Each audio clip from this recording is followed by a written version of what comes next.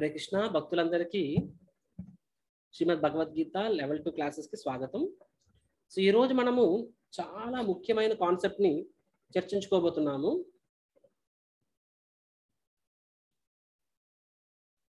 ఆ concept పేరేంటంటే lust నే కామము అంటారనమాట.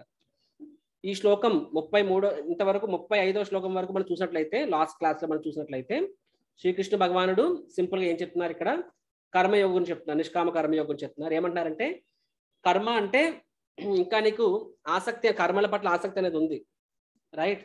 సో ఒకవేళ నీకు కర్మ పట్ల ఆసక్తి ఉన్నప్పుడు నువ్వు నిష్కామ కర్మ ద్వారా పవిత్రుడు కాగలవు. ఒకవేళ నీకు సంపూర్ణంగా నీ హృదయం సంపూర్ణంగా పరిపూర్ణమైపోయింది, సంపూర్ణ వైరాగ్యం వచ్చింది, అయినా సరే నువ్వు నీ యొక్క నిష్కామ కర్మయోగ చెయ్యాలి, తద్వారా నలుగురికి ఉదాహరణ స్థాపించడానికి. లాస్ట్ క్లాస్లో మనం చూసాం ఏ విధంగా శ్రీకృష్ణ భగవానుడు స్వయంగా చెప్తున్నాడు, నాకు ఎటువంటి బాధ్యతలు లేవు, అలాంటిది నేనే స్వయంగా ఈ యొక్క నిష్కామ కర్మ చేస్తున్నానని చెప్పి చెప్తున్నారు భగవంతుడు, నా యొక్క బాధ్యతలు, రైట్?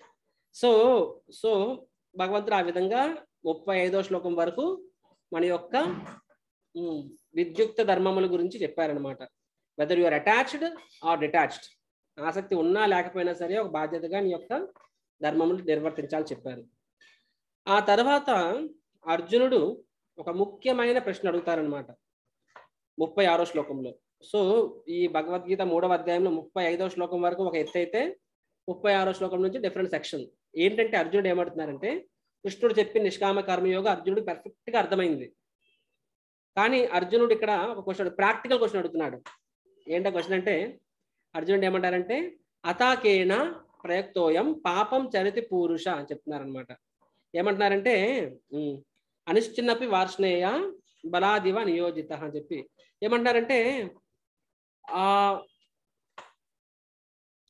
కృష్ణ మీరు చెప్పింది వాస్తవము, కానీ చాలాసార్లు ఏమవుతుందంటే మనకి తెలుసు ఇది తప్పు, ఇది ఒప్పు, ఇది ధర్మము, ఇది అధర్మము అనే విషయంలో మనకి సంపూర్ణ క్లారిటీ ఉంటుంది. అయినా సరే మనకి ఏది తప్పు ఏది ఒప్పు తెలిసినా సరే తెలిసి చాలాసార్లు మనము తప్పు చేస్తాము, రైట్? ఎందుకు అలాగా చెప్పి అడుగుతున్నారు అర్జునుడు కృష్ణుడిని. అంటే యాక్చువల్గా చెప్పాలంటే ఏమంటారంటే, అనిష్టముగానైనను బలవంతముగా నియుక్తమైనట్లు మానవుడు దేనిచే పాపకర్మములలో ప్రేరేపింపబడుతున్నాడు. అంటే ఇక్కడ అర్జునుడు ప్రశ్న ఏంటంటే, కృష్ణ కొన్నిసార్లు మనకు తెలియదు, ఇది తప్పు అని మనకు తెలియదు కాబట్టి మనం తప్పు చేస్తుంటాం. కొన్నిసార్లు మనకి తెలుసు ఇది తప్పు అని మనకు తెలుసు, శాస్త్రం తప్పు అని చెప్తుంది, గురువులు తప్పు అని చెప్తున్నారు, భక్తులు తప్పు అని చెప్తున్నారు, భగవంతుడు తప్పు అని చెప్తున్నారు, అయినా సరే తప్పని తెలిసినా సరే మన మనస్సు అటువైపు వెళ్ళిపోతుంది పాపపు కార్యముల వరకు. ఎందుకు అని చెప్పి అర్జునుడి ప్రశ్న అడుగుతున్నారు, అవునా కాదా? రైట్? మనలో ప్రతి ఒక్కరికి, అంటే మన గురించి అర్జునుడి ప్రశ్న అడిగాడు, అవునా కాదా? సో ఎన్నాళ్ళు మనకి చాలాసార్లు మనకి భక్తి మార్గంలో రాకముందు ఏది తప్పు ఏది ఒప్పు అనే విషయంలోనే మనలో ఒక్కొక్కరికి ఒక్కొక్క అండర్స్టాండింగ్ ఉంటుంది. కానీ ఇప్పుడు మనం భక్తి మార్గంలోకి వచ్చిన తర్వాత అట్లీస్ట్ మనకు తెలుసు ఇది తప్పు ఇది ఒప్పు అని చాలా వరకు మనకు తెలుసు. తెలిసినా సరే మనము అగైన్ అండ్ అగైన్ తెలిసి అంటే వెనకాతల నుంచి ఎవడో మనల్ని తోస్తున్నట్టుగా, ఎవడో మన ముక్కుపిండి మనల్ని దించేస్తున్నట్టుగానా, బలవంతంగా చేపట్టి లాగేస్తున్నట్టుగానా, అవునా కదా? మన చేత తప్పు చేయించబడుతుంది. ఎందుకు? ఎవరలా నన్ను వెనకాతల నుంచి తోస్తున్నారు, ఎవరు నన్ను లాగుతున్నారు, నాకు తెలియకుండానే ఎవరు నన్ను లాగుతున్నట్టు అనిపిస్తుంది, నా చేత తప్పు జరుగుతుంది, ఎవరు అని చెప్పి అర్జునుడి ప్రశ్న అడుగుతున్నారు అనమాట. అర్జునుడు నిజాయితీపరుడు కాబట్టి ప్రశ్న అడుగుతున్నాడు. చాలాసార్లు ఒక ప్రశ్న అడగాలన్నా సరే ఒక ప్రశ్న బట్టి ఎదుటి వ్యక్తి యొక్క స్థాయి, ఎదుటి వ్యక్తి యొక్క చేతన మనకు అర్థమవుతుంది అనమాట. Because Arjun is a very sincere person. Sincere person ఎలాంటి క్వశ్చన్ అడుగుతాడంటే ఎదుటి వ్యక్తిని ఛాలెంజింగ్ మోడ్ అడగడు. ఇక్కడ యాక్చువల్గా ప్రశ్న అడుగుతున్నాడు, కానీ ఆ ప్రశ్న ఏ భావంలో, నేను ఐఎమ్ హెల్ప్లెస్, నాకు హెల్పింగ్ అనే మూడ్లో అడుగుతున్నాడు అనమాట. ఎటువంటి నిస్సిగ్గుగా, అంటే ఎటువంటి ఇగో లేకుండా అడుగుతున్నారు. కృష్ణ నువ్వు చెప్పేదంతా వాస్తవము, యాక్సెప్ట్, కానీ చేయలేకపోతున్నాము, వెనకత నుంచి ఎవరో తప్పు చేస్తున్నారు ఏంటని చెప్పి అడుగుతున్నారు అనమాట. దానికి కృష్ణుడు ఈ యొక్క ఇప్పుడు 38వ శ్లోకం నుంచి ఐ థింక్ 42 శ్లోకాలు ఉన్నాయి అధ్యాయంలో, 42వ శ్లోకం వరకు 45 అనుకుంటాను, 43 శ్లోకాలు. ఈ 37వ శ్లోకం నుంచి 43వ శ్లోకం, ఈ లాస్ట్ 7 శ్లోకాలు కృష్ణుడు ఈ ప్రశ్నకు సమాధానం చెప్తున్నారనమాట. ఆ ప్రశ్నకు సమాధానం ఏమిటి? కామము, లస్ట్. ఏమో చెప్తే కామయేష క్రోధయేష రజోగుణ సముద్భవ. కృష్ణుడు ఏమంటున్నారు, అర్జున ఎందుకు అలా అవుతుంది? ఎవరు కంటికి కనిపించిన శత్రువు ఎవరు? కంటికి కనిపించిన, చూడండి ఇల్లు కాలిపోతుంది, ఇంటి బయటకు వచ్చేస్తాం, ఇల్లు కాలుతుంది కానీ కాలుతుందని కూడా తెలియదే, అప్పుడు ఇంటి బయటికి రావు, మాడిపోతావు లోపల ఇంట్లోనే తర్వాత ఒక రోజు. సో అలాంటి శత్రువు, కంటికి కనిపించిన శత్రువు, మన వెనకాతల నుంచి ముందు నుంచి తోస్తున్న శత్రువు ఎవరది? కామము అని చెప్పి కృష్ణుడు ఇక్కడ చెప్తున్నారు ఈ 37వ శ్లోకంలో. చూడండి, మనం చెప్తున్నట్టుగా కొన్నిసార్లు అనుకుంటారు, కొంతమంది అంటారు ఈ మార్గం బెస్ట్, కొంతమంది అష్టాంగ యోగ మార్గం బెస్ట్, కొంతమంది జ్ఞాన యోగం బెస్ట్, భక్తి యోగం బెస్ట్, కర్మయోగం బెస్ట్. కొన్నిసార్లు భగవద్గీత చెప్తూ ఉంటే జనాలు వెంట ప్రశ్న అడుగుతారు, ప్రభుజీ మీరు భక్తి అంటున్నాక కృష్ణుడు ఇక్కడ కర్మ అని చెప్పాడు, కృష్ణుడు ఇక్కడ జ్ఞానం అని చెప్పాడు అని చెప్పి. కానీ అంత ఎక్కువ పెద్ద పెద్ద మాటలు మాట్లాడడం అవసరం లేదు. నువ్వు ఏ మార్గంలో ఉన్నా సరే, వెదర్ ఇట్ ఇస్ కర్మ, జ్ఞాన, భక్తి, ఈ 4 మార్గాల్లో ఏ మార్గంలో ఉన్నా సరే, ప్రతి మార్గంలోకి ఒక కామన్ ఎనిమి. ఆ కామన్ ఎనిమిని తెలుగులో ఏమంటారు? ఒక ఎనిమి అంటే శత్రువుడు, కామన్ అంటే ఏంటి? అందరికీ సమానమైన శత్రువు, కామన్ ఎనిమి ఎవరతను?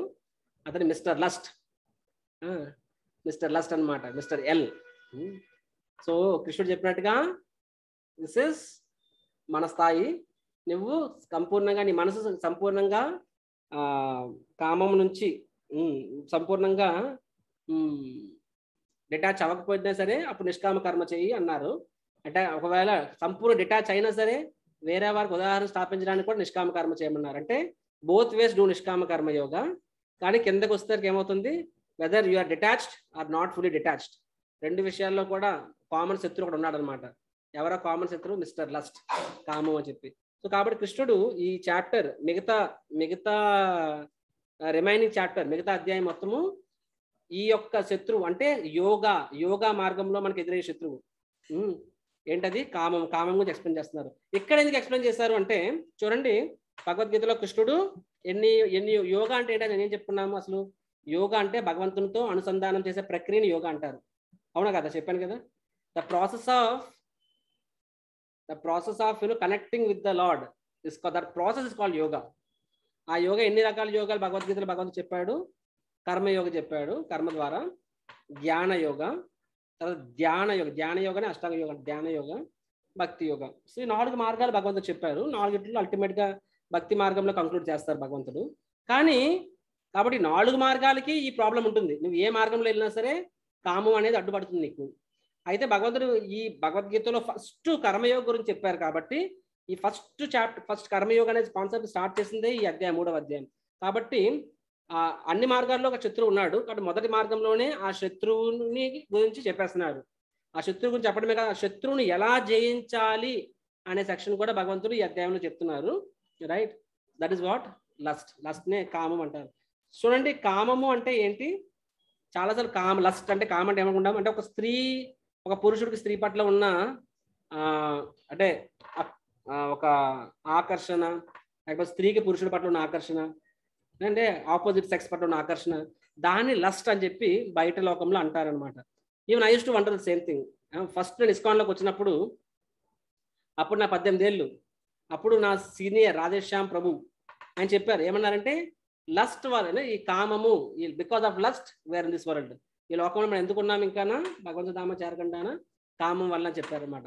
అప్పుడు నాకు అనిపించింది, ప్రభు నా మనసులో నాకు ఎటువంటి కామం అనేది లేదు. ఎందుకంటే నేను ఏ రోజు కూడా అంటే ఎప్పుడు నేను పరిస్థితిని తప్పుగా చూడడం చేయలేదు అంతవరకు. కాబట్టి నేను ఎప్పుడు వేరే వారి గురించి తప్పుగా ఆలోచించడం, తప్పుగా చూడడం చేయలేదు. నాలో కామం ఎక్కడ లేదు అని నేను అందరి ముందు చెప్పిస్తాను, నాలో కామం లేదు మా ప్రభు అని చెప్పి. వెంటనే అందరు నవ్వారనమాట, రాధేశ్యామ్ కూడా నవ్వారనమాట. నవ్వి చెప్పారు, ఇసి మిస్టర్ సుయండ్ సో, నా ముందు పేరు, ఏమన్నారంటే చూడండి, కామము అంటే కేవలము స్త్రీ పురుషుల మధ్య ఉన్న ఆకర్షణ మాత్రమే కాదు, that is also a lust. కానీ లస్ట్ అంటే ఏంటంటే strong longing for sense gratification, అంటే ఇంద్రియ తృప్తి పట్ల తీవ్రమైన ఇచ్చ, దాన్ని కామం అంటారనమాట. ఆ కామం అనేది దేని ఒక వస్తువు పట్ల అవ్వచ్చు, పేరు ప్రఖ్యాతుల పట్ల అవ్వచ్చు, ధనం పట్ల అవ్వచ్చు, ఆపోజిట్ సెక్స్ పట్ల అవ్వచ్చు. So it can be anything actually, right? So lust. So ఈ కామం అనేది, ఈ కామం ఇక్కడ కృష్ణుడు ఏం చెప్తున్నారు, ఆ శత్రువు పేరు కామము, అండ్ ఆ కామం దేని వల్ల వస్తుంది, కామయేష. ఆ కామానికి ఒక స్నేహితుడు అంటే ఇక్కడ ఏం చెప్తున్నారంటే, ఫర్ ఎగ్జాంపుల్ ఇప్పుడు మనం ఒక స్పై థ్రిల్లర్ మూవీ చూసామన్నమాట. సో అక్కడ దాని బిగినింగ్ లో అక్కడ ఏజెంట్స్ చెప్తారనమాట, అక్కడ స్క్రీన్ లో వస్తుంటారు ఒక ఒక టెర్రరిస్టులు ఫోటోలు వస్తూ ఉంటాయి.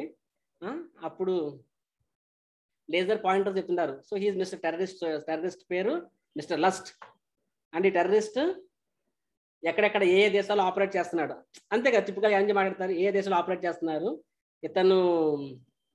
ఇతను అసోసియేట్స్ ఎవరు, ఇతను స్టైల్ ఆఫ్ టెర్రరిజం ఏంటి, ఇతని ఫిలాసఫీ ఏంటి, ఇతన్ని మనం ఎలా క్యాప్చర్ చేయాలి, టిపికల్ ఎలాగే మాట్లాడతాం. సో అదే విధంగా ఇక్కడ కృష్ణుడు కూడా ఆ టెర్రరిస్ట్ గురించి చెప్తున్నారు, అతని పేరు మిస్టర్ లస్ట్ అని చెప్తున్నారు, అండ్ అతనికి తమ్ముడు ఉన్నాడని చెప్తున్నారు అనమాట. ఆ తమ్ముడు పేరేంటి, మిస్టర్ ఏ. మిస్టర్ ఎల్ అంటే లస్ట్, ఏ అంటే యాంగర్. సో కామము క్రోధము, క్రోధం అంటే ఏంటి, కామానుజ, క్రోధాన్నే కామానుజ అంటారు అనమాట. అనుజ అంటే ఏంటి, తమ్ముడు. సో కామం యొక్క తమ్ముడే క్రోధం అనమాట. ఎక్కడ కామం ఉంటుందో అక్కడ క్రోధం కూడా వస్తుంది. ఫస్ట్ కామం వస్తుంది, కామం తర్వాత క్రోధం అనేది వస్తుంది.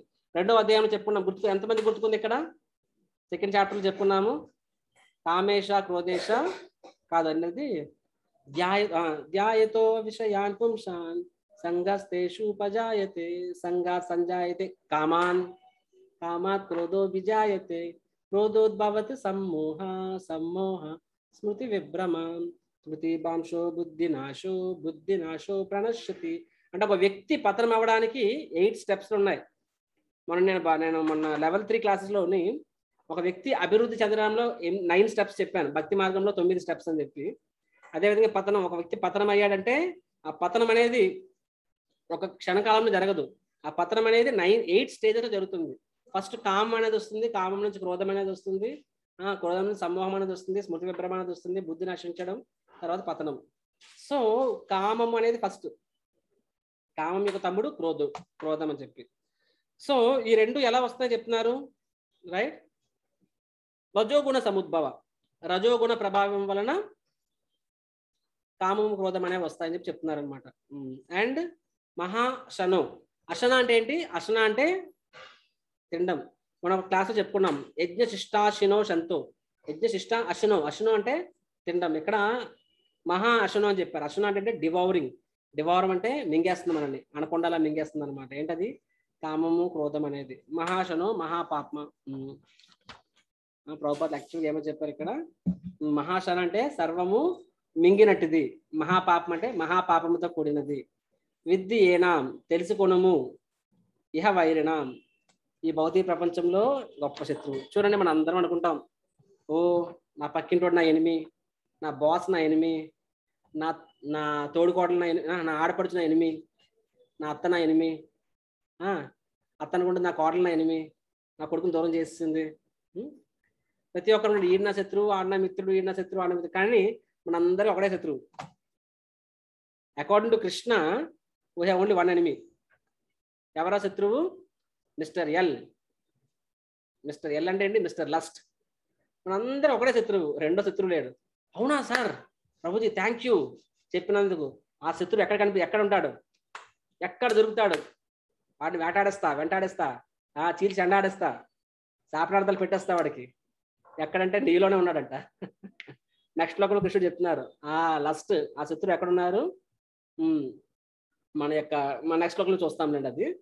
సో ఎక్కడున్నారు, మనలోనే ఉన్నారు, దాన్ని దాటాలి అన్నమాట. సో నీలోనే నీ శత్రువు ఉన్నాడు. మనకి కామము దాటి బయట వేరే శత్రువు అనేవాడు లేడు. ఆ కామం వల్లనే మనకి ఒక మిత్రువు ఒక శత్రువులా కనిపిస్తారు. యాక్చువల్గా మన శత్రువు కామము అని చెప్పి. విద్ది ఏనాం ఇహ వైరినాం, దేర్ ఇస్ ఓన్లీ వన్ వైరి అంటే ఎనిమి, శత్రువు కామం అనమాట. అయితే ఫస్ట్ ఆఫ్ ఆల్ ఈ కామం అనేది ఎలా వచ్చింది మనలోకి, అసలు ఎక్కడి నుంచి వచ్చింది కామం అనేది? ప్రభుపాదుల వారు బ్రహ్మాండంగా రాశారు. చూడండి, మనం చాలాసార్లు చెప్పుకున్నాం కదా, ఏమని చెప్పుకున్నామంటే ఈ జీవి అనేవాడు భగవంతుని యొక్క అంశ, అవునా కదా?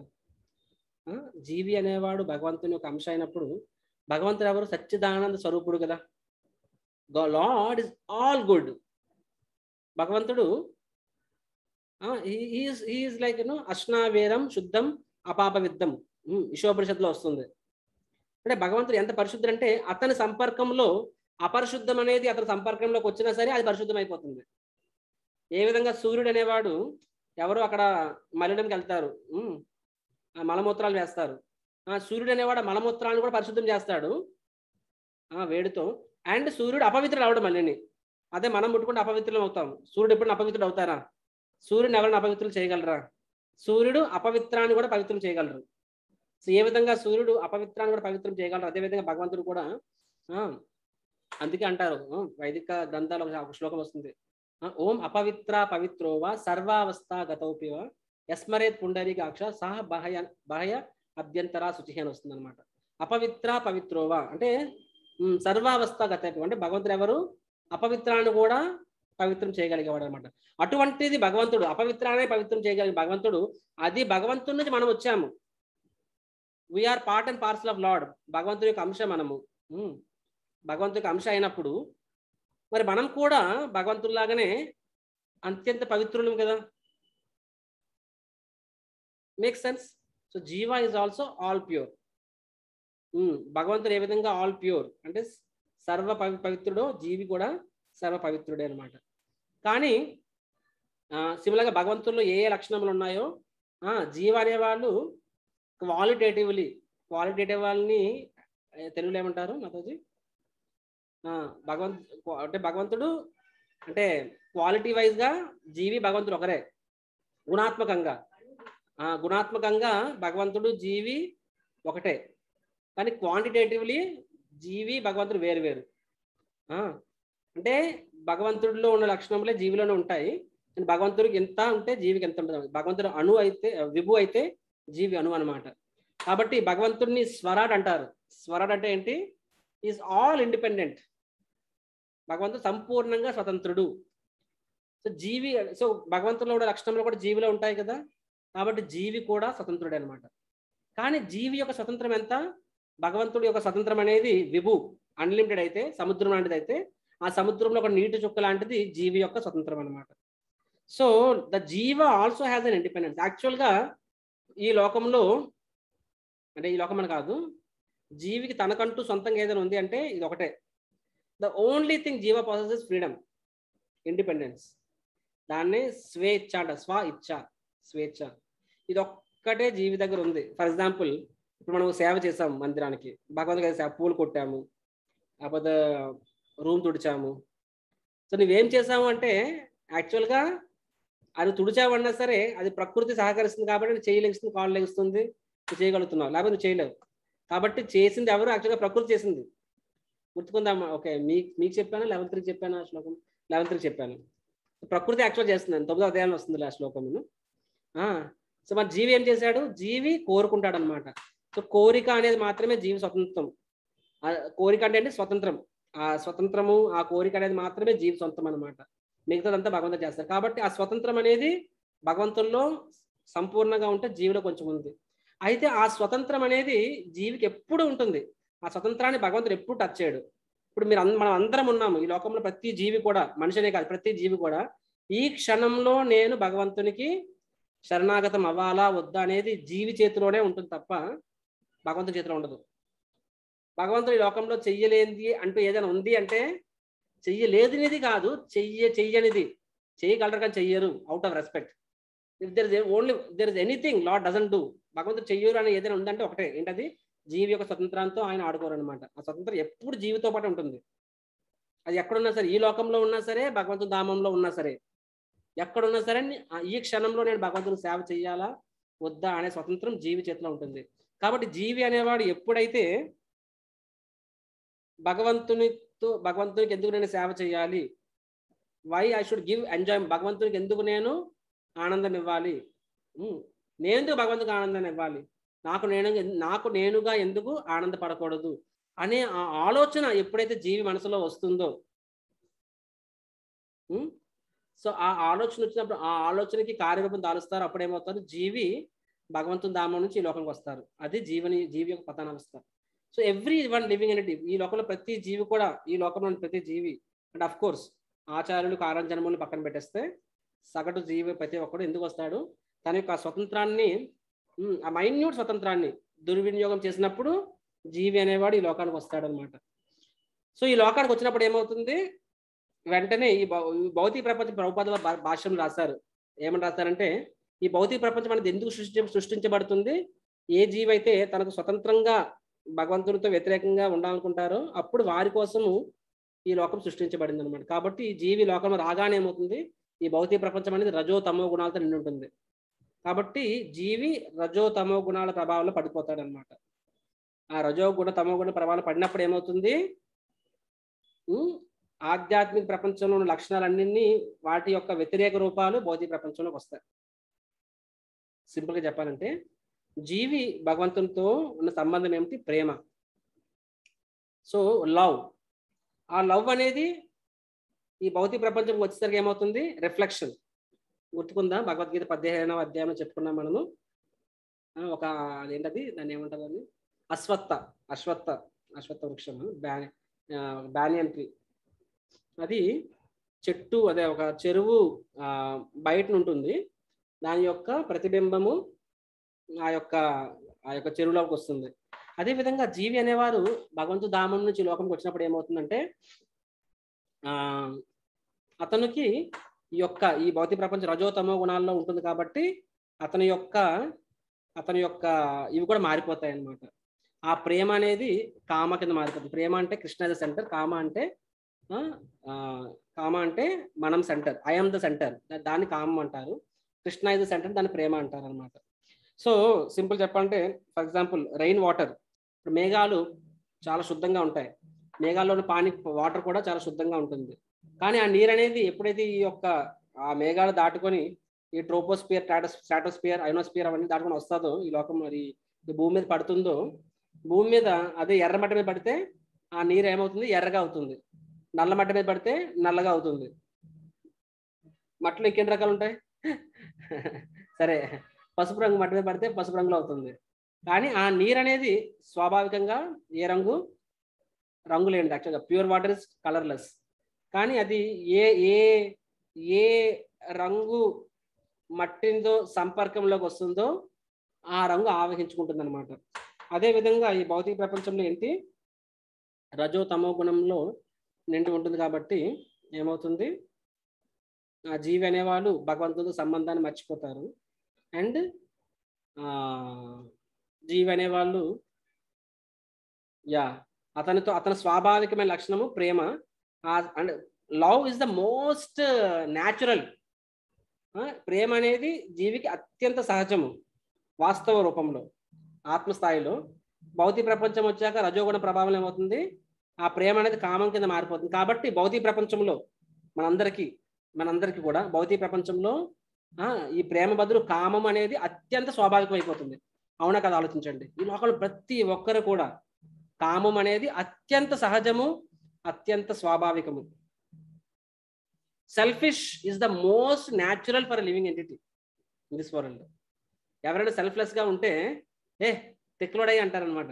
అంటే అది ఆడ్ మ్యాన్ అవుట్. సెల్ఫిష్ అనేది న్యాచురల్. ఎందుకు అలాగంటే it is a fact unfortunately. ఎందుకంటే భౌతిక ప్రపంచంలో ఆ విధంగా ప్రభుపాద అదే రాస్తారు. ఏమని రాస్తారంటే, ఆ పాలు అనేది నిమ్మకాయ లాగా పులుపు ప్రభావం పడితే పాలు అనేది పెరుగు కింద మారిపోతుంది అని ప్రభుపాద గారు రాస్తారు. అదేవిధంగా ఇక్కడ పులుపు అంటే ఏంటి, రజోగుణము. పాలు అంటే ప్రేమ. సో ప్రేమ అనేది రజోగుణ సంపర్కంలో వచ్చేసరికి ఏమవుతుంది, అది కామం కింద మారిపోతుంది అని చెప్పి ప్రభుపాద వారు ఇక్కడ ఎగ్జాంపుల్ ఇచ్చారనమాట. Right. So this is first thing should understand. ఏంటంటే ఈ కామం అనేది ఏంటి, ప్రేమ అనే దానికి అది ప్రతిబింబమే కామం అనమాట. ప్రేమ అంటే కృష్ణ ఇస్ ద సెంటర్, కామం అంటే ఐఎమ్ ద సెంటర్, నేనే కేంద్రం అనమాట. రెండింటికి అది తేడా. Just second, I got it call.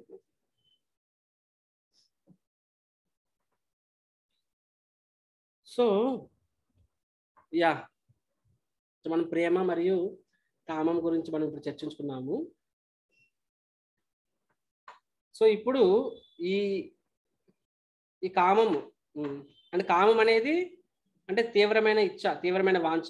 ఆ వాంఛ అనేది ఎప్పుడైతే తీరుతుందో ఏమవుతుంది, ఆ కామం అనేది లోభం కింద మారిపోతుంది. ఆ కామం అనేది ఎప్పుడైతే తీరదో అది క్రోధం కింద మారిపోతుంది. సో కామము మరియు క్రోధము, కామం నుంచి క్రోధం వస్తుంది, కామం నుంచి లోభం వస్తుంది అనమాట. కాబట్టి కామం అనేది అంటే ఈ మూడు ఏంటి, త్రివిధస్య నరకాయతే. ఈ 3 కూడా నరకానికి ద్వారాలని చెప్పి మనము ముందు కూడా చర్చించుకున్నాము. కానీ మూడింటికి కూడా ఆద్యం ఏంటి? కామమే. కాబట్టి కామం అనేది మనము అవాయిడ్ చేయాలి. And but so so so it the greatest enemy, అత్యంత శత్రువు. అది మనం నిరంతరము దహించి వేస్తుంది. ఆధ్యాత్మిక జీవితంలో భగవంతుని ధామానికి చేరుకున్నంత వరకు ప్రతి క్షణము మనం ఎదుర్కోవాల్సిన శత్రువు కామం అనమాట. ప్రతి క్షణం కూడా, రైట్? సో అయితే కామాన్ని ఎలా ఎదుర్కోవాలి, ఇవి అన్నీ కూడా మనం ఫర్దర్ సెక్షన్లో నెక్స్ట్ క్లాస్లో మనం చూస్తాము. కృష్ణుడు చెప్తారు కామము ఏ ఏ ఏ స్థానాల్లో నివసిస్తుంది, దాన్ని ఎలా ఎదుర్కోవాలి అనేది నెక్స్ట్ 5-6 శ్లోకాల్లో భగవంతుడు చెప్తారు. కానీ ఇక్కడ ఈ శ్లోకంలో ప్రభుపాద వారు ఏమంటున్నారంటే, ఈ కామము క్రోధం అనేవి అవి మనకు శత్రువులే, వాస్తవమే. కానీ ఒక వ్యక్తి అని మనందరికీ ఉన్నాయి, వాటిని మనం దాటాలి. మరి వాటిని కూడా మనం పవిత్రీకరించవచ్చు అని చెప్పి ప్రభుపాదులు వారు చెప్తున్నారు అనమాట. ఏ విధంగా వాటిని భక్తి మార్గంలో రావడం ద్వారా వాటిని మనం నెమ్మదిగా పవిత్రీకరించవచ్చు అని చెప్పి. సో కామం అంటే ఏంటి? నేను చెప్పినట్టుగా ఐఎమ్ ద సెంటర్, నా ఇంద్రియ తృప్తి. ప్రేమ అంటే ఏంటి? భగవంతుని యొక్క సంతృప్తి. ఇది. సో ఆచార్యులు ఏమంటారంటే కామం సర్వం కృష్ణార్పణం అంటారు అనమాట. నెక్స్ట్ క్రోధాన్ని ఏమంటారు? క్రోధం భక్త ద్వేషి జనసంగే అంటారు అనమాట. సో అంటే కామాన్ని ఏం చేయాలి మనము? దాన్ని భగవంతుని పట్ల, కామం అంటే ఏంటి? ఏదో ఒక వస్తువు పట్ల అమితమైన ఆసక్తి, and attachment to some sense enjoyment. ఆసక్తి ఒక సినిమా పట్ల, లేకపోతే ఒక బంగారం పట్ల, లేకపోతే డబ్బు పట్ల, స్త్రీ పట్ల, లేకపోతే పేరు ప్రఖ్యాతుల పట్ల, ఏదో దాని పట్ల ఆసక్తి అనమాట, అమిత ఆసక్తి అనమాట. సో ఏమంటారు ఆచార్యులు? సో కొంతమందిలో ఆ కామం అనేది దహించి వేసిన చాలా స్ట్రాంగ్ గా ఉంటుంది. ఏమంటారు? ఆ కామం అనే దాన్ని భగవంతుని సేవలు ఎలా వినియోగించవచ్చు? ఆ ఆసక్తి అనేది కృష్ణుడి పట్ల పెంచుకోవడం ద్వారా. You have attachment to something, so dovetail that attachment for Krishna. చిన్న ఎగ్జాంపుల్ ఇస్తాను మీకు. అంటే ఇది అంత సులభం కాదండో. ఎంత సులభం అయితే ఇంకేముంది? కృష్ణుడు అంత పని శత్రువు ఎందుకు అంటాడు? కానీ సాధ్యమే, సరైన గైడెన్స్లో ఉంటే సాధ్యమే అనమాట. ఎగ్జాంపుల్ ఏంటంటే బిల్వమంగళ్ ఠాకూర్. బిల్వమంగళ్ ఠాకూర్ గురించి ఈ బ్యాచ్లో చెప్పలేదు కదా? చెప్పానా? హ్యాండ్ రైజ్ చేస్తారా? చెప్పాను. ఎందుకంటే చెప్తే నేను ఫాస్ట్గా ఫినిష్ చేసేస్తాను, చెప్పకపోతే స్లోగా వెళ్తాను. అందుకని ఓకే, హ్యాండ్ రైజ్ చేశానంటే చెప్పినట్టు అని అర్థం. ఓకే సరే, చెప్పాను అయితే. దట్ మీన్స్ కొంచెం ఫాస్ట్గా ఫినిష్ చేసేస్తాను. సో బిల్వమంగళ్ ఠాకూర్ అనే ఆయన యాక్చువల్గా అతను మన యొక్క మన సంప్రదాయం, మన గౌడీ వైష్ణవ సంప్రదాయంలో అతను ఒక ఆచార్యులు. అతను ఒక గొప్ప ఆచార్యులు అవ్వకముందు అతను ఇది సన్ ఆఫ్ ఎ జమీందార్, పెద్ద జమీందారు యొక్క పుత్రుడు, గొప్ప వంశంలో పుట్టినవాడు. అన్ని సామాజికంగా, నెక్స్ట్ ఆర్థికంగా, జన్మతః అన్నిటికీ చాలా సంపన్నుడు అనమాట. కానీ అతనికి ఒక వేశ్య పట్ల అమితమైన ఆసక్తి. ఆ వేశ్య పేరు Chintamani. So extremely attached to that lady. Extremely ఎంతంటే ఒక్క రోజు కూడా ఆవిడతో గడపకుండా ఉండలేడనమాట. అంత ఆసక్తి, అంత స్త్రీలోలుడు అనమాట. అంటే ఒక పిచ్చికి కూడా ఒక హద్దు ఉంటుంది. కామాతురాణం నా భయం నా లజ్జ అంటారు కదా.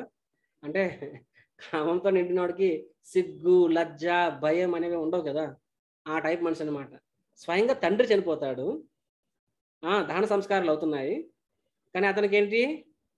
అదే వేగంగా ఫినిష్ చేయండి, వేగంగా ఫినిష్ చేయండి, అవగొట్టండి. ఎందుకు? సాయంత్రం అయిపోతుంది, టైం అయిపోతుంది. ఎక్కడికి వెళ్ళాలి? ఇంపార్టెంట్ డ్యూటీకి వెళ్ళాలి. ఏంటంటే డ్యూటీ? చింతామణితో గడపడానికి వెళ్ళాలన్నమాట. తండ్రి చచ్చిపోయాడు, కనీసం ఏడాడో కూడా లేదు, అవగొట్టేయండి. అక్కడ ఉన్న సాధువులందరూ ఛీ ఇంత దరిద్రుడా అని చెప్పి అది మనసు తిట్టుకుని ఉంటారనమాట. అంత చెప్తాను కదా, నా భయం నా లజ్జ. అంటే అది కనీసము ఆ నలుగురు ముందైనా సరే కొంచెం వ్యవహరించాలి కదా. అట్లీస్ట్ ఎంత ఆసక్తి ఉన్నా సరే బయట పడకూడదు కదా. కానీ తండ్రి చనిపోయిన అప్పుడు కూడా అసలు తట్టుకోలేకపోతున్నాడు అనమాట. వేగంగా ఫినిష్ చేసేయండి, వెళ్ళిపోవాలి. సో అలాంటి వ్యక్తి తర్వాత సరే మొత్తం ఫినిష్ చేస్తాడు. అండ్ ఆ రోజు ఏమవుతుంది? పెద్ద వర్షం, ఉరుములు, మెరుపులు, చీకటి, వర్షం అనమాట. అండ్ సాయంత్రం లేట్ అయిపోయింది ఆ ప్రోగ్రాం వల్ల. ఆల్రెడీ వర్షము లేట్, రాత్రి అయిపోయింది. రాత్రి అయితే ఆ నది ఆడడానికి ఎవరు ఉండరు కదా. ఆ తెప్ప తోలేవాడు, ఆ నావికుడు, పడవ తిప్పేవాడు. సో పడవలేదనమాట. అప్పుడు అతను పడవ లేకపోతే సర్లే, పడవలేదు ఏం చేయగలను, ఖాళీ కూర్చొని లేదు. పడవ లేకపోతే ఏమైనా చేస్తా, ఈదుకుంటూ వెళ్ళిపోతా. సో ఆ నది ఈదుకుని వెళ్ళాలంటే మామూలు విషయమా? అదేదో చిన్న చెరువా, లేకపోతే చిన్న బావ, లేకపోతే పొలాల్లో ఉన్న చిన్న చెరువా? నది అది. ఆ నదిని ఈదడం మొదలెట్టాడు అనమాట. అది కూడా వర్షంలో, బోరు వర్షంలో. అండ్ ఈదుతున్నప్పుడు అతనికి ఒక కొయ్య దొరుకుతుంది అనమాట. ఆ కొయ్య దొరికితే కొయ్యని పట్టుకొని ఈదేస్తాడు అనమాట. దాన్ని పట్టుకొని ఈదుకుంటే దాటేస్తాడు. తర్వాత తెలుసు నాకు కొయ్య అంటే అది కొయ్య కాదు, అది డెడ్ బాడీ, మృత శరీరం. అంటే అతనికి ఎంత ఆతృత అంటే చింతామణితో కలవాలి, చింతామణితో సంభోగం చేయాలని చెప్పి ఎంత ఆతృత అంటే, అసలు పక్కన డెడ్ బాడీయా, లివింగ్ బాడీయా, లేకపోతే లాగ్ ఆఫ్ వుడ్డా, లేకపోతే ఒక ఒక దాన్ని అంటారు దాన్ని కలప కర్ర ముక్క ఏంటా అసలు అసలు అసలు ఆలోచనే లేదు. సో దాటేశాడు. తర్వాత చింతామణి రాత్రి అయిపోయింది, వర్షంలో ఎవరు రారని చెప్పి ఆవిడ తలుపేసుకుని గడ పెట్టుకొని ఫస్ట్ ఫ్లోర్ అంటే మేడకేస్తుంది. ఎంత తలుపు కొట్టినా సరే ఆవిడ పై అంతస్తులో ఉంటుందో వినిపించదు. అర్థమవుతుంది బిలమంగళ ఠాకూర్కి ఏమని, ఆవిడ కింద లేదు, కింద ఉంటే తలుపు ఓపెన్ చేసేది. ఎంత కొడుతున్నా తలుపు ఓపెన్ చేయట్లేదు అంటే మేడ పైన ఉంది కాబట్టి మేడపైకి ఎంత అరిసే వినిపించదు, ఎందుకంటే ఉరుములు మెరుపులు వర్షం పడుతుంది కాబట్టి. ఏంటి మేడెక్కాలి. మేడెక్కాలంటే మామూలు విషయం, పడ్డాడంటే నడుము విరిగిపోద్ది అనమాట. అయినా సరే మేడెక్కని ట్రై చేస్తుంటాడు. మధ్యలో అతనికి ఒక అట్లా ఏమంటారు తీగ అంటారు కదా, మళ్ళీ తీగలు అంటారు కదా, అలాంటిది పట్టుకొని ఎక్కేస్తాడు అనమాట. ఎక్కి కిడిగి కొడితే చింతామణి ఆశ్చర్యపోతుంది. ఈ టైంలో ఎవరని చెప్పి దాని చెలికత్తులు ఉంటారు, తోపు తీస్తారు, చూస్తే ఈయన బిలమంగళ ఠాకూర్ అనమాట. సో చింతామణి ఆశ్చర్యపోతుంది అంటుంది అనమాట. వెంటనే విండో ఓపెన్ చేస్తుంది. మనోడు మొత్తం లోపల దూకేదారు, మొత్తం అంతా తడిసిపోయి ఉంటాడు. అసలు వర్షం నీళ్ళల్లో మనిషి సగం చచ్చిన వాడిలో ఉంటాడు అనమాట. ఎలా వచ్చావు అంటే, ఎలా ఎక్కావు అసలు, ఎలా నాది ఇప్పుడు ఈ టైంలో ఏమి ఉండదు కదా, ఎలా ఈదుకొని వచ్చావు అంటే, ఏదో దొక్క దొరికింది, దాన్ని పట్టుకుని ఎదుగుని వచ్చాను అని చెప్పి. ఇది ఎక్కడుందో చూపించి అంటే చూస్తారనమాట. ఆ నది పక్కనే ఉంటుంది, అది మృత శరీరం, లాగ్ ఆఫ్ వుడ్ కాదు. అప్పుడు చెప్తే నేను చూసుకోలేదంటాడు అనమాట. తర్వాత పైకి ఎలా వచ్చావంటే, నేను అదే తీగను పట్టుకొని వచ్చాను. తీగ ఏదో చూస్తే కింద చూస్తే తీగ కాదు, అదే పాము చచ్చి ఉంటుంది, ఆ పాము పట్టుకొని ఎక్కువ వచ్చేస్తాడు అనమాట. సో చింతామణి ఆశ్చర్యపోతుంది. అంటే ఆవిడ ఆశ్చర్యపోతుంది, నా మీద నీకు ఇంత వ్యామోహమా, కామం అనే దానికి కూడా ఒక హద్దు ఉండాలి, ఇంత కామమా అని చెప్పాను.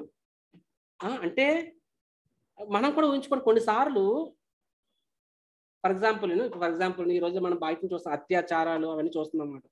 ఆడికి తెలియదా ఈ రోజున పరిస్థితుల్లో ఒక అమ్మాయిని మనం మానభంగం చేశామంటే, ఒక అమ్మాయిని మనం ముట్టుకున్నామంటే దాని పరిణామాలు ఎంత తీవ్రంగా ఉంటాయి.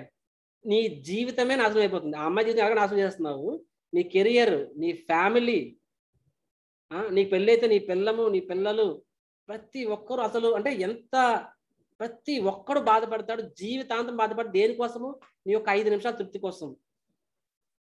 అంటే అసలు ఆలోచిస్తేనే ఇది పిచ్చ అసలు మనిషి అనిపిస్తుంది. కానీ వాడికి అది చెప్తా కదా, కామం అంటే ఏంటది, అగ్ని దహించేస్తుంది అనమాట వాడికి అది.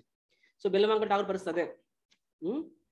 ఒక్క రోజు, అది కూడా తండ్రి చనిపోయిన రోజు, రాత్రి అయిపోయింది, పడవ లేదు, ఇది లేదు, ఏమీ లేదు, అయినా సరే అనుకున్నది సాధించేయాలన్నమాట. ఎందుకు కామం అనేది ఒక వ్యక్తి అంతగా పుష్ చేస్తుంది. రజోగుణం అనేది వెనకాత ఎంత డ్రైవ్ ఇస్తుంది అంటే, అర్జున్ చెప్తున్నాడు కదా, నేను వద్దు అనుకున్నా సరే వెనకాత నుంచి ఎవరు బుల్డోజర్తో తోసేస్తున్నాడు అనమాట. ఎంత బాడీ బిల్డర్ అయినా వెనకాత నుంచి బుల్డోజర్తో తోస్తే మనిషి పడిపోతాడు కదా. సో అర్జున్ అంటాడు ఏంటి అంటాడు, ఇక్కడ బిలమంగళ ఠాకూర్ అదే పరిస్థితి. తనకు తెలియకుండానే తను ఎవడో లాగేస్తున్నట్టుగా, వెనకాత నుంచి తోసేస్తున్నట్టుగా, ముందు నుంచి లాగుతున్నట్టుగా అనిపిస్తుంది. సో అప్పుడు చింతామణి అంటుంది అనమాట, అతని ఉద్దేశం అంటుంది, చూడు ఈ బాడీ, ఈ శరీరం ఏంటి, శరీరం ఇది జస్ట్ ఎ డెడ్ మ్యాటర్. అందం అంటే ఏంటి చెప్పండి, అందం ఎంత చెప్పండి. అందం అనేది ఒక 1/2 మిల్లీమీటర్. అందం యొక్క మందం ఎంత, 1/2 మిల్లీమీటర్. ఆ 1/2 మిల్లీమీటర్ తోలు తీసేస్తే ఏముంటుంది, మిస్ యూనివర్స్ అయినా సరే, లేకపోతే I don't know opposite of miss universe ఎవరు సరే, అందవిహీనరాలని సరే, అందరి శరీరాలు ఒకటే. ఆ తోలే, ఆ సగం 1/2 మిల్లీమీటర్ తోలే అందం అంతా అనమాట. సో చింతామణి ఉంటుంది, ఈ యొక్క డెడ్ బాడీకి దీని గురించా నీలో ఎంత తపన, దీని గురించా, ఈ చర్మం గురించా నీలో ఇంత కసి, ఇంత తపన, ఇదే తపన, ఇదే ఆసక్తి నువ్వు కృష్ణుడి మీద కూడా పెట్టుకోగలిగినట్లయితే నువ్వు ఈ జన్మలోనే భగవంతుని ధామానికి చేరుకుంటావు కదా అంటారు అన్నమాట. అసలు మై గాడ్, అంటే నేనే ఫస్ట్ టైం విన్నప్పుడు ఒక వేశ్య, ఒక ప్రాస్టిట్యూట్, ఏమంటారు, వేశ్య అంటారు కదా, ఇంకేమంటారు, ఒక వ్యభిచారి, ఒక వేశ్య ఇలాంటి మాటలు ఇంత డీప్ వన్ లైనర్ నాలాగా 6 నెలలు సంవత్సరం పాటు గంట గంట క్లాసులు ఇచ్చుకుంటూ కూర్చోలేదు ఆవిడ. ఒక్క లైన్ చెప్పింది అనమాట. ఈ ఈ యొక్క body is made up of blood mucus stool అని. ఈ శరీరం పట్ల ఇంత వ్యామోహమై, ఇందులో ఈ వ్యామోహం, ఈ తపనలో ఇదే తపన, ఇదే వ్యామోహం నువ్వు కానీ కృష్ణుడి పైన చూపిస్తే ఈ జన్మలోనే నువ్వు శుద్ధ భక్తుడు అయిపోతావని చెప్తుంది అనమాట. అండ్ బిల్వమంగళుడు అది ఎప్పుడైతే వింటాడో అది fully షేకెన్ up actually. That's it. అసలు ఆవిడ పైన అతనికి ఉన్న వ్యామోహం ఆ క్షణం చచ్చిపోతుంది అనమాట. నిజమే కదా అని చెప్పి మనమే ఆలోచించుకోండి, నిజమా కాదు చెప్పండి. మనందరం ఉన్నాం, మనం నిజాయితీగా మనల్ని నాకు చెప్పొద్దు, చెప్తే చక్రధారి పడుచుకుంటాడని చెప్పి మిమ్మల్ని మీరు ప్రశ్నించుకోండి. మనందరిలో కూడా ఈ కామం అనేది చాలా స్ట్రాంగ్గా ఉంటుంది. ఒక్కొక్కడికి ఒక్కొక్క విధంగా వేధిస్తూ ఉంటుంది. అది వేదన అని కూడా మనకు తెలియదు. కొంతమందికి డబ్బు పట్ల పిచ్చి, 70 ఏళ్ళు వచ్చాయి అయినా సరే డబ్బు బయట చెప్పకండి. ఈ రోజు కూడా రిటైర్మెంట్ అయ్యి కూడా ప్రతి నిమిషం కూడా డబ్బు ఇంకా సంపాదించారు. కొంతమందికి పేరు ఏం సాధించుకుంటాం, ఏం లేదు పేరు. కొంతమందికి అసూయ, తనకే ఉండాలి. కొంతమందికి అందం పట్ల, కొంతమందికి ఆపోజిట్ సెక్స్ పట్ల, ప్రతి ఒక్కడికి ఒక్క దాని పట్ల అనమాట. మీరే ఉంచుకోండి. మీకు జస్ట్ ఒక క్షణకాలం పాటు మిమ్మల్ని అడుగుతున్నాను, కళ్ళు మూసుకోండి క్షణకాలం పాటు. All of you close your eyes. నాకు అనిపిస్తుంది మీరు అందరూ మూసుకున్నారా? ఓకే. సో ఇప్పుడు మిమ్మల్ని మీరు అడగండి, నీకు అన్నిట్లకన్నా కూడా దేని పట్ల ఎక్కువ వ్యామోహం? మిమ్మల్ని మీరు అడగండి. అన్నిటికన్నా దేని పట్ల ఎక్కువ వ్యామోహం? నేను ఈజీ చెప్పాను, నేను ఆలోచించుకోవాల్సింది, ఎందుకంటే రోజు ఆలోచిస్తుంటాను కాబట్టి. So yes, money, women, name, in general కనక, కామిని, ప్రతిష్ట. శాస్త్రం ప్రకారంగా ప్రతి ఒక్కరు అటాచ్మెంట్ మూడింటి వెనక తిరుగుతుందంట. కనక, కామిని, ప్రతిష్ట. కనక అంటే వెల్త్, కామిని అంటే విమెన్ అంటే ఆపోజిట్ సెక్స్, ఆడవాళ్ళకి మగాళ్ళు, మగాళ్ళకి ఆడవాళ్ళు. ఈ రోజు కర్మకాలం మగాళ్ళకి మగాళ్ళు కూడా తయారవుతున్నారు అనమాట, వేరే విషయం. సో కనక, కామిని, ప్రతిష్ట అంటే నేమ్, ఫేమ్, పేరు ప్రఖ్యాతులు అనమాట. సో ఈ మూడింటి వెనకాతల జనాలకి ఇన్ జనరల్ గా మనం ఏం చేస్తున్నా సరే అల్టిమేట్ గా మూడింటిలో ఎక్కడో దగ్గర మనకు హుక్ ఉంటుంది అనమాట, అకౌంట్ స్క్రిప్చర్. సో ఒకరికి కనక అయితే, ఒకరికి కామిని, ఒకరికి ప్రతిష్ట, రైట్. ఇంకోటి మాక్టైల్ అంటే మూడింటిని కలిపేసి కిచిడి మిక్సీ కొట్టాడు అనమాట. కిచిడి అనమాట. So combination of this 3. But ultimately all the 3 are one of the 3, right. Permutation and combinations. So అందరికి ఎక్కడ ఉంటుంది, మనమే ఆలోచించుకోండి. ఈ జన్మలోనే అంటే ఈ కనురెప్పలు శాశ్వతంగా మూసుకోక ముందనే, శాశ్వతంగా ఈ శ్వాస ఆగక ముందనే, ఆగిపోక ముందే. ఎప్పుడు ఆగిపోతే మనకు తెలియదే. ఈరోజు రాత్రి ఆగిపోవచ్చేమో. ఈరోజు రాత్రి ఆగిపోతే మంచిదే, ఎందుకంటే హాయిగా కృష్ణ కథ విని నామం జపం చేస్తూ పడుకున్నాం కాబట్టి భగవంతుడు చేరిపోతామేమో. సో ఎప్పుడైనా ఆగిపోవచ్చు. ఆగకముందే, కండ్రెప్పలు శాశ్వతంగా ఆగకముందే, శ్వాస ఆగకముందే మనకు అన్నిటికంటే దేని పట్ల ఆసక్తి ఉందో ఆ ఆసక్తి అనేది, అంతే ఆసక్తి మనకి నిజంగా కృష్ణయ్య పట్ల వస్తే, if only we can develop. నేను ఇప్పుడు చెప్తాను, వాస్తవం చెప్పండి. నేను 20 ఏళ్ళ కిందట, 20 ఏళ్ళు అయిపోయింది, నేను లాస్ట్లో ఏదో సినిమా చూసే పాటలు, కానీ ఈ రోజు కూడా చెప్పేస్తాను నేను. ఎప్పటి కూడా ఒకసారి ఎక్కడ చిన్న బ్యాక్గ్రౌండ్ మ్యూజిక్ వింటే టకేమో గుర్తుకొచ్చేస్తాయి అవి. అంత మెమరీ, ఇంత మెమరీయా నాకు అని చెప్పి. కానీ అదే శాస్త్రం చదువుతుంటే కొన్ని శ్లోకాలు ఈరోజైతే రేపు మర్చిపోతున్నాను నేను. మీకు అనిపిస్తుంది చక్రధారి కొన్ని శ్లోకాలు చెప్తున్నాను అని చెప్పి ఏమో అనిపిస్తుంది, కానీ నాకు అనిపిస్తుంది నేను చదివాను కదా ఎందుకు గుర్తులేదు అనిపిస్తుంది నాకు. అవి మర్చిపోవట్లేదే, ఎందుకంటే ఈ అబ్జార్ప్షన్ కన్నా నేను భక్తుడు కాకముందు ఇంద్రియ తృప్తి మీద ఎంత అబ్జార్ప్షన్ ఉందో ఈ రోజు కృష్ణుడు పెట్టి అంతే అబ్జార్ప్షన్ పెట్టలేకపోతున్నాను. ఇంకా నేను అంతే అబ్జార్ప్షన్ పెట్టగలుగుంటే నాకు కూడా ఒక్కసారి వింటే గుర్తుకుండిపోవాలి కదా. అప్పట్లో ఒక్కసారి గుర్తుకు అంటే ఒకప్పుడు ఇంద్రియ తృప్తి మీద ఎంత ఆనందం పొందేవాడు, ఇప్పుడు కృష్ణ మీద ఇంకా అంత ఆనందం పొందలేదు. ఇంకా ముందుకు వెళ్ళాలి నేను, ఇంకా ముందుకు వెళ్ళాలి నేను, ఇంకా చాలా ముందుకు వెళ్ళాలి నేను నా జీవితంలో. మనందరూ కూడా వెళ్ళాలి. నేను నిజం చెప్పుకోండి, నేను ఎప్పుడు నిజం చెప్పడానికి సిగ్గుపడను నేను ఎలా అనుకున్నా సరే.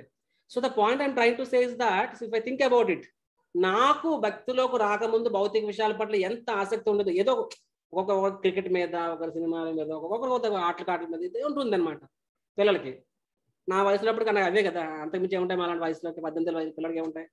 సో దేని పట్ల ఆసక్తి ఉందో అదే ఆసక్తి ఈ రోజు నాకు కృష్ణుడి పట్ల ఉంటే నేను ఈ జన్మలోనే భగవంతుడి ధామాన్ని చేరుకుంటాను నేను.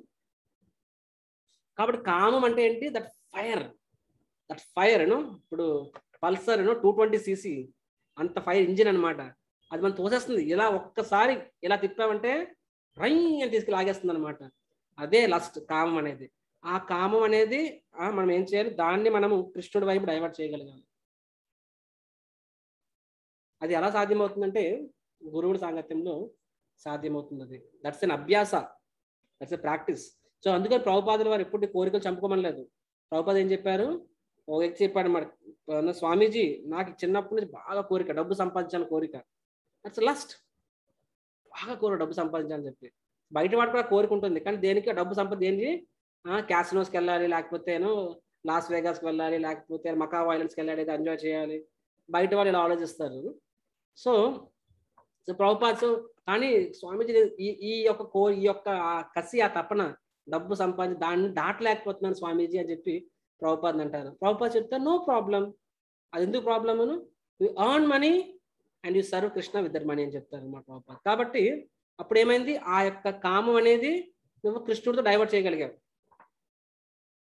Diverted that lust towards Krishna. అప్పుడు ఏమవుతుంది? ఇప్పుడు ఏ విధంగా ప్రేమ అనేది కామం కింద మారిపోయిందో ఈ భౌతిక ప్రపంచం, ఎందుకు? కృష్ణ సెంటర్ నుంచి నీ సెంటర్ కింద వచ్చావు కాబట్టి ప్రేమ అనేది కామం కింద మారిపోయింది.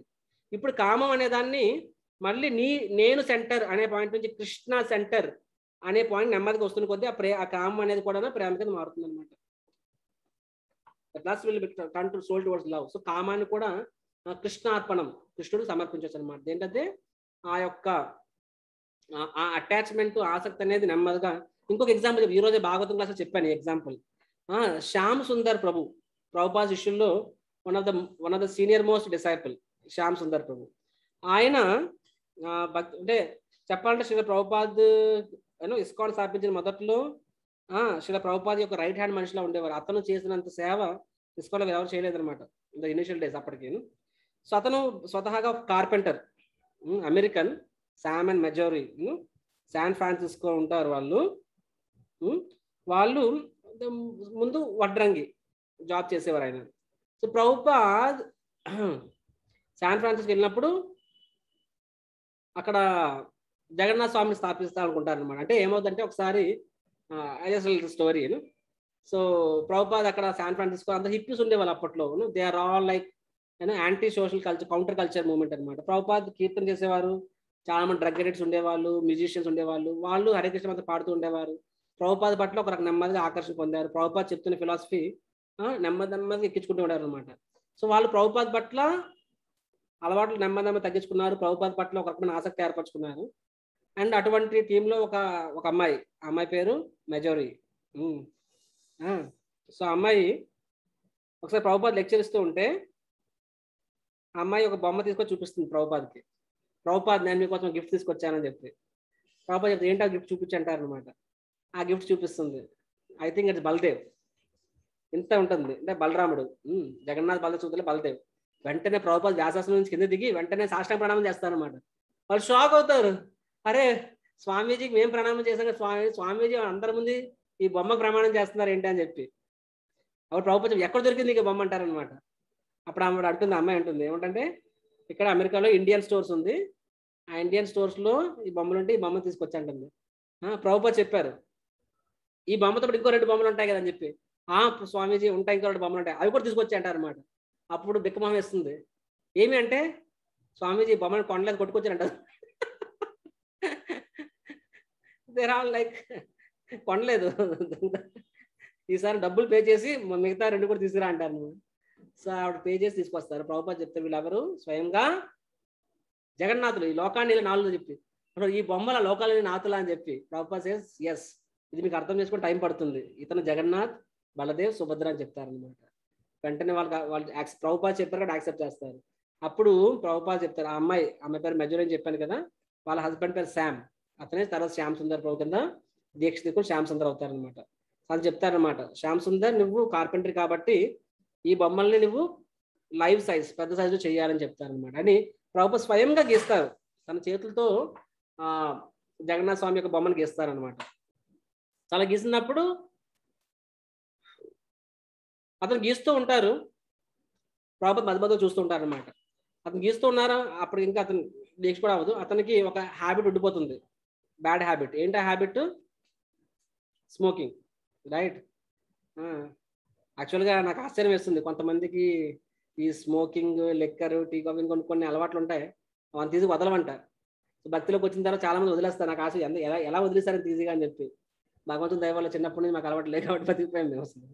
ఎనీహో అతనికి పాపం ఆ స్మోకింగ్ అని అలవాటు పాపం వదిలిపోలేకపోతుంటాడు ఆయన. సో ప్రభుపాద్ చెప్తారు all these things has to be banned అని చెప్పి. సో కానీ ప్రభుపాద్ లేనప్పుడు ఉప్పు వదిలేస్తూ ఉంటారు, మళ్ళీ ప్రభుపాద్ రాగానే పారేస్తూ ఉంటారు అనమాట. ఒకసారి అలాగే చెక్కుతూ ఉన్నారు, స్మోక్ చేస్తూ ఉన్నారు, ప్రభుపాద్ రాగానే ఆ సిగరెట్ తీసి ఎక్కడ దాయాలు తెలియక స్వయంగా బలదేవుడి యొక్క తల మీద పెడతారనమాట సిగరెట్.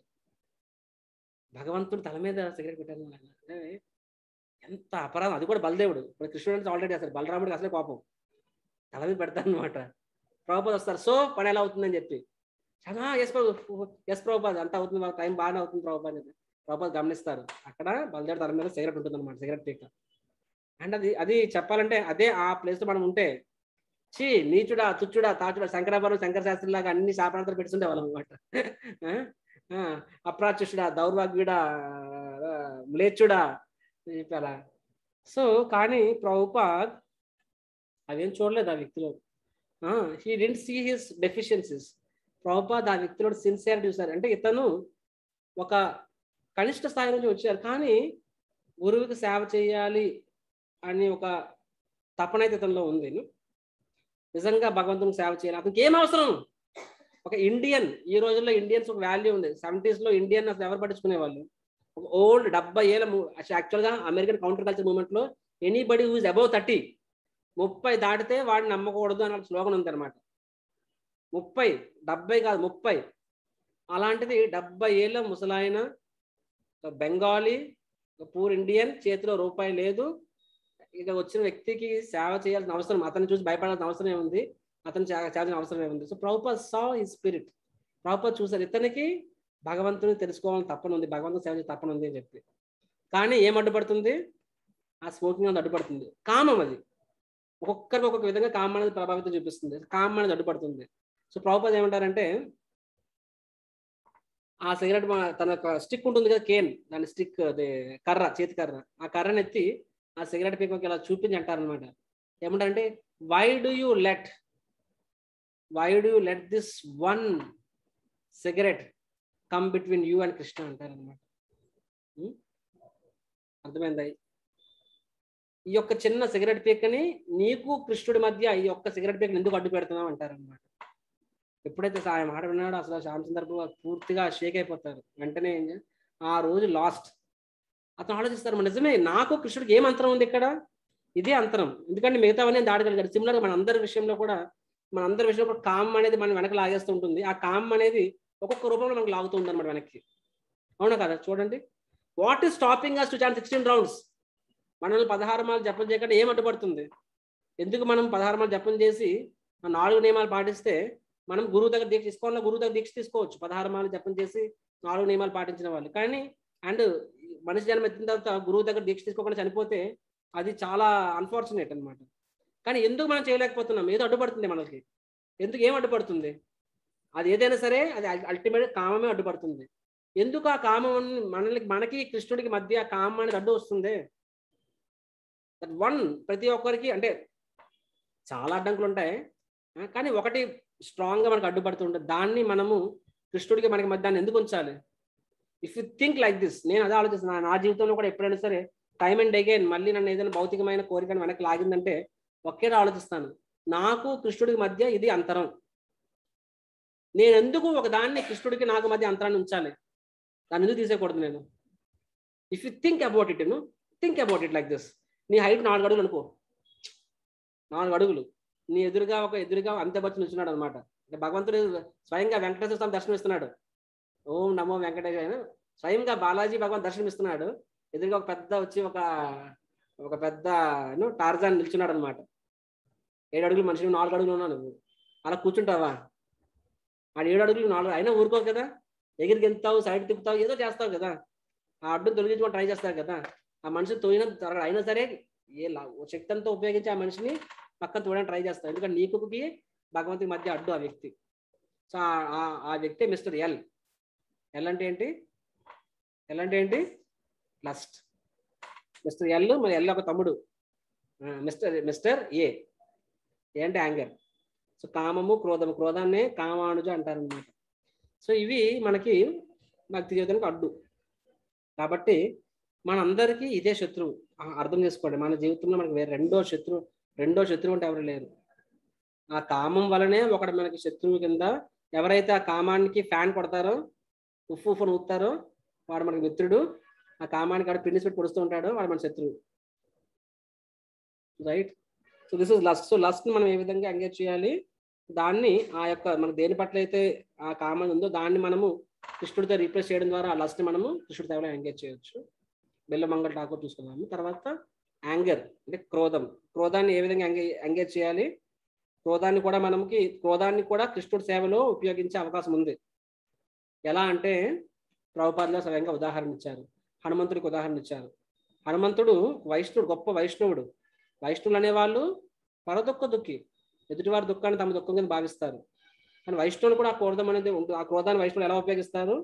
కృష్ణ ద్వేష జనసంగే. ఎవరైతే భగవంతుని ద్వేషిస్తారో అటువంటి వారిపైన ప్రదర్శిస్తారన్నమాట. అంటే భగవంతుని పట్ల, అంటే భగవంతుని నిందించిన వారు, తప్పుడు సిద్ధాంతాన్ని ప్రచారం చేస్తున్న వారు, భగవంతుడు లేడు చెప్తున్న వాళ్ళు, అలాంటి వారి తత్వాన్ని ఓడించడానికి వైష్ణవులు ఉపయోగిస్తారు. హనుమంతుడి విషయంలో ఏంటి? భగవంతునికి సేవకి ఆటంకం కలిగించిన వారికి భగవంతుని సో సీతారాముల్ని విడదీయడు. సీతమ్మ వారంటే భగవంతుని యొక్క సేవకురాలు. సో భగవంతునికి తన యొక్క భక్తుల మధ్య అంతరం పెంచిన వాళ్ళ పట్ల ఆ క్రోధాన్ని ప్రదర్శించాడు హనుమంతుడు. కాబట్టి ఆ క్రోధాన్ని ప్రదర్శించడం ద్వారా హనుమంతుడు ఇంకా గొప్ప భక్తుడు అయ్యాడు. అండర్స్టాండింగ్? సిమిలర్గా శ్రీల ప్రభుపాద వారు చూసినట్లయితే, ప్రభుపాద వారు కొన్ని నాస్తిక సైంటిస్టులని, అందరు సైంటిస్టులు నాస్తికులు కాదు, కానీ కొంత నాస్తిక సైంటిస్టులు ప్రభుపాద ఓపెన్ గా ఫూల్స్ అండ్ రాస్కల్స్ అనేవాళ్ళు అనమాట. చాలా మంది బయట మిగతా సంస్థల స్పిరిచువలిస్ట్స్, ఆధ్యాత్మిక తత్వవేత్తలు, ఈ స్వామీజీ ఏంటి, సరే ఎంత ప్రపంచాల్లో ఎంత మార్పు తీసుకొచ్చారు, అంతా బాగానే ఉంది, ఇంత భగవద్గీత పంచారు, ఇంతమంది భక్తులు తయారు చేశారు, మన సనాతన ధర్మాన్ని వ్యాప్తించారు, అంతా బాగానే ఉంది ఈ భక్తివేదాంత స్వామితోని. నేను ఒకటే నచ్చట్లేదు భక్తివేదాంత స్వామిలో. ఏంటి నచ్చట్లేదు? అదేంటి ఎవరిని పడితే వాళ్ళు ఫూల్స్ రాస్కల్స్ అంటారేంటి? సాధువు అంటే ఎలా ఉండాలి? నవ్వుతూ ఉండాలి, ఆశీర్వాదం ఇస్తూ ఉండాలి, బిగ్ మిలియన్ ఆఫ్ స్మైల్ ఇస్తూ ఉండాలి. కానీ ప్రభుపాద ఏమో రాస్కల్స్, ఫూల్స్, స్టూపిడ్స్ అని తిడుతూ ఉంటారు. సాధువు అన్నాడు కోపం రాకూడదు అంటారు.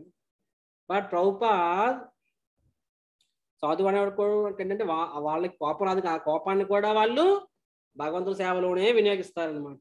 ఎలా వినియోగించేవారు? ఎవరైతే తప్పుడు సిద్ధాంతాన్ని ప్రచారం చేసి మానవాళిని తప్పుదో పట్టించి వారికి దక్కిన అదృష్టం, మానవ జన్మ, మనిషి జన్మ, ఆ అదృష్టాన్ని దూరం చేస్తున్న వాళ్ళ పట్ల క్రోధాన్ని ప్రదర్శించేవారు అనమాట. And by calling Darwin Prabhupada వారు ఫూల్స్ అండ్ రాస్కల్స్ అనేవారు. ఒకసారి మేమే మా గురు మహారాజ్ని అడిగాం, రాధానాథ్ స్వామిని, మహారాజ్ సమ్ టైమ్స్ మాకు, అంటే మేము సైన్స్ స్టూడెంట్స్ కాబట్టి మాకు కొంచెం కష్టం అనిపించేది, ప్రభుపాద వారు ఫూల్స్ అండ్ రాస్కల్స్ అనేవారు ఈ డార్విన్ని. సో అంటే అంత స్ట్రాంగ్ గా చెప్పాల్సిన అవసరం ఉందా అని చెప్పి, దానికి మా గురు మహారాజ్ ఏం చెప్పారంటే, శ్రీల ప్రభుపాద్ వారిని, ఆ సైంటిస్ట్ ని ఫూల్స్ అండ్ రాస్కల్స్ అన్నప్పుడు, even by calling fools and rascals Prabhupad has more compassion. Srila Prabhupad వారికి ఆ డార్విన్ పట్ల నీకు నాకు మనందరికీ ఉన్న ప్రేమ కన్నా ఎక్కువ ప్రేమ ఉందని చెప్పి, అతని ప్రేమ కోసం, అంటే అతన్ని ప్రేమించాడు కాబట్టే అతన్ని బాగుపరచడానికి ఆ మాట చెప్పారు అని చెప్పి. మన విషయంలో ఒకటి తిట్టామంటే మనం క్రోధంతో తిడతాం, వైష్ణవులు ఆ క్రోధంలో కూడా కరుణ ఉంటుందన్నమాట. రైట్. సో ఎనీహౌ, సో కామము క్రోధం అనేవి శత్రువులు. ఇవి వీటిని మనము భగవంతుని సేవలో వినియోగించే ప్రయత్నించాలి, కానీ యాసెస్ శత్రువులు ఇవి. ఈ శత్రువులు ఎక్కడ ఉంటాయి, వీటిని మనం ఏ విధంగా దాటాలి? ఎందుకంటే శత్రువులు అనేవి ప్రతి ఆధ్యాత్మిక మార్గంలో కూడా మనకు శత్రువులు ఇవి, కామం అనేది. వీటిని ఎలా దాటాలి అనేది మనము నెక్స్ట్ క్లాస్లో చూస్తాము. ఆ క్లాస్తో మనకి 3వ అధ్యాయం సమాప్తం అవుతుంది. తర్వాత మనం 4వ అధ్యాయంలోకి వెళ్తాము. సో 4వ అధ్యాయంకి వెళ్ళే లోపల ఇంకా ఆల్రెడీ 3వ అధ్యాయంలో శ్లోకాస్ అన్ని మేము వీడియోస్ తయారు చేసి యూట్యూబ్లో పెట్టాము, దయచేసి చూసుకోండి. ఎందుకంటే 8th చాప్టర్ తర్వాత మీకు లెవెల్ 2 ఎగ్జామ్ ఉంటుంది, గ్రాండ్ టెస్ట్ ఉంటుంది. ఆ గ్రాండ్ టెస్ట్లో శ్లోకాలు కంటెస్ట్ చేయాలి, అప్ చెప్పాలి. మొన్న ఇప్పుడు లెవెల్ 3 వాళ్ళకి గ్రాండ్ టెస్ట్ పూర్తి చేసి లెవెల్ 3కి వెళ్ళారు, అందరికీ సర్టిఫికేట్ కూడా ఇవ్వడం జరిగింది. సో మీకు కూడా ఉండబోతుంది. అఫ్ కోర్స్ ఇప్పుడు 3 అయ్యాయి, ఇంకా 8 అధ్యాయాల టైం ఉంది. కానీ 3వ అధ్యాయం అన్నిటికన్నా పెద్ద అధ్యాయం, ఎక్కువ శ్లోకాలు ఉంటాయి. ఏ అధ్యాయం ఇన్ని శ్లోకాలు ఉండవు. కాబట్టి 3 అయ్యి అనుకోవద్దు. ఆల్రెడీ మీరు లెవెల్ 2లో సగం అయిపోయింది అనుకోండి. 4, 5, 6, 7 ఇవన్నీ కలిపితే ఎంత? మొదటి 3 అంతా. 2వ అధ్యాయం 3వ అధ్యాయం అత్యంత శ్లోకాలు. కాబట్టి 50% ఇంచుమించుగా లెవెల్ 2 అయింది మీకు. కాబట్టి మీరు శ్లోకాస్ కంటెస్ట్ చేయడం నేర్చుకోండి, ట్రై చేయండి. ఆ వీడియోస్ ఉన్నాయి. ఆ వీడియోస్ని మీ మొబైల్లో డౌన్లోడ్ చేసుకొని స్నానం చేస్తున్నప్పుడు, భోజనం చేస్తున్నప్పుడు, ఏదో టైంలో అలా వింటూ ఉంటే, రోజు 10 సార్లు వింటూ ఉంటే ఆటోమేటిక్గా మీకు కంటెస్ట్ అయిపోతాయి. Okay. So before I take any questions, ప్రశ్నలు తీసుకునే ముందు మీకు ఒక ఇంపార్టెంట్ అనౌన్స్మెంట్ చెప్పాలి. దట్ ఈస్ యాక్చువల్గా ఇంతవరకు ఫ్రైడే బ్యాచ్, నేను తీసుకునే ఫ్రైడే బ్యాచ్ లెవెల్ 2కి వారానికి ఒక రోజు క్లాస్ ఉండేది. అది శుక్రవారం నాడు. కానీ ఈ విధంగా నడుస్తుంటే మనకి లేట్ అవుతుంది. We are running late. సో ఇక్కడ నుంచి వారానికి 2 క్లాసెస్ తీసుకోవాలనుకున్నాం. చాలా మంది కూడా ఎప్పటి నుంచి అడుగుతున్నారు, ప్రభుజీ ప్రతిరోజు క్లాస్ చెప్పండి, లెవెల్ 1లో ప్రతిరోజు చెప్పడం వల్ల మేము చాలా ఫాస్ట్గా మేము గ్రో అయ్యాము, లెవెల్ 2 కూడా చెప్పండి. కానీ ప్రాబ్లం ఏంటంటే టైం. సో ఎందుకంటే బ్యాచ్ అలా కొత్త బ్యాచ్ యాడ్ అవుతూనే ఉన్నాయి. సో అలా చెప్పగలం కొంచెం కష్టము. So that's not possible. However ఇప్పుడు ఏం చేస్తున్నామంటే ఇప్పుడు 3, 4, 5 బ్యాచెస్కి నేను చెప్తున్నాను. అండ్ 7, 8 బ్యాచెస్కి కృష్ణమయ్యి మాతాజీ ఆవిడ చెప్తున్నారు. సో ఆవిడ వారానికి 2 రోజులు చెప్తున్నారు. వాళ్ళు మన తర్వాత స్టార్ట్ చేశారు. మన తర్వాత 2 నెలల తర్వాత స్టార్ట్ చేశారు. మనల్ని ఆల్రెడీ రీచ్ అయిపోయారు అనమాట, వారానికి 2 సార్లు చెప్పడం ద్వారా. సో ఇప్పుడు మేము ఏం చేసామంటే ఈ యొక్క నా బ్యాచ్ ఆవిడ బ్యాచ్ కలిసి మనం ఇప్పుడు కంబైన్ చెప్తాము. కాబట్టి నేను so Friday and I guess Wednesday, right? Yeah, Wednesday, Friday మరియు వెడ్నెస్డే ఉంటుంది. వారానికి 2 రోజులు, వారానికి 2 శ్లోకాలు చెప్పడం జరుగుతాయి. అండ్ వెడ్నెస్డే రోజు నాడు కృష్ణమయ్య మాత చెప్తారు, ఫ్రైడే రోజు నాడు నేను చెప్తాను అనమాట. ఈ విధంగా వారానికి 2 క్లాసులు చెప్పుకుంటూ పోతే మనం ఒక 3 మంత్స్లో మనము లెవెల్ 2 పూర్తి చేస్తాము. అండ్ లెవెల్ 3లో మీకు భాగవతం నేర్పించడం జరుగుతుంది. ఆల్రెడీ ఇప్పుడు మనకి లెవెల్ 3లో భాగవతం చాలా ఫాస్ట్ నడుస్తుంది. 2nd చాప్టర్ కూడా అయిపోయింది ఆల్రెడీ ఇంచుమించుగా. So we will have 2 classes per week moving forward. Okay, అందరూ దయచేసి మిస్ అవ్వద్దు, అటెండ్ అవ్వండి. తద్వారా మీకు కూడా ఇంకొంచెం ఎక్కువ సంపర్కంలో, భక్తుల సంపర్కం ఉన్నట్టు అవుతుంది. అండ్ ఎస్, సో 11 వచ్చారు అందరూ కూడా. నేను ఇప్పుడు మీకు అతి త్వరలో మీకు ఒక గూగుల్ డాక్ ఇస్తాను. నాకు కూడా మా గురువులకి రిపోర్ట్ సబ్మిట్ చేయాలి. భక్తులందరూ ఎన్ని మాలలు జపం చేస్తున్నారు, ఎంతమంది నైవేద్యం సమర్పిస్తున్నారు, భగవత్ సమర్పించి తీసుకుంటున్నారు, ఎంతమంది మంగళారతి అటెండ్ అవుతున్నారు, ఆన్లైన్ క్లాసెస్లో మార్నింగ్ చాంటింగ్ ఎంతమంది అటెండ్ అవుతున్నారు. So I need to know the report. So నేను ఒక డాక్ షేర్ చేస్తాను మీ అందరికీ, అందరూ దయచేసి ఆ డాక్ని ఫిల్ చేయండి. అండ్ నెక్స్ట్ వీక్ వెడ్నెస్డే కదా, వెడ్నెస్డే కల్లా మీకు ఒక సర్ప్రైజ్ న్యూస్, పాజిటివ్ న్యూస్, ఒక చాలా గొప్ప శుభవార్త మీకు షేర్ చేయడం జరుగుతుంది. మీ వెడ్నెస్డే క్లాస్ నేను తీసుకోను కదా, కృష్ణమయ్య మాత, మేబీ ఆవిడ నుంచి వినండి, ఏముంది, నేను నా నుంచి ఎందుకు వినాలి. So you may hear nice news from her next Wednesday. So keep waiting. All right. So yes, ఇప్పుడు 9 అయింది. 2 క్వశ్చన్స్ తీసుకుంటాను. ఎవరికైనా 2 ప్రశ్నలు ఉంటే they can ask me, I will answer those questions. So మా రమణరావు గారు, my close friend, like my father, is waiting. So chat enable చేస్తాను. ఎవరికైనా సరే టైప్ చేయాలనుకుంటే ప్రశ్నలు టైప్ చేయొచ్చు, అడగాలనుకుంటే అడగొచ్చు. నేను పార్టిసిపెంట్స్ ఇక్కడ పెడుతున్నాను. ఇక్కడ హ్యాండ్ రైజ్ చేస్తే మీకు అవకాశం ఇవ్వడం జరుగుతుంది. దయచేసి ఇంతవరకు రైజ్ చేసిన వాళ్ళు క్లోజ్ చేయండి హ్యాండ్. ఇప్పుడు క్వశ్చన్ అడగాల్సిన వాళ్ళు హ్యాండ్ రైజ్ చేయండి. Yes, kindly raise your hands now. Anybody wants any question? Okay, Pradyumna. Yes, Pradyumna గారు. ఓకే, ఐఎమ్ అన్మ్యూట్ అవ్వండి.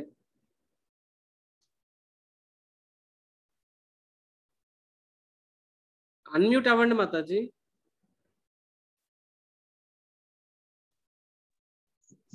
హలో, నమస్తే ప్రభుజీ. నమస్కారం. ఎక్కడి నుంచి అండి? ముంబై నుంచి అండి.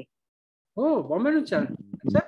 ముందు విశాఖపట్నంలో ఉండేవాళ్ళము, ఒక 2 years అయింది ఇక్కడికి షిఫ్ట్ అయ్యి. ఇది ఇందాక మీరు అన్నారు కదా, మన జీవుడికి ఉండి చాయిస్ ఒకటే, తనకి ఫ్రీడమ్, చాయిస్ ఆఫ్ ఫ్రీడమ్ ఉంది.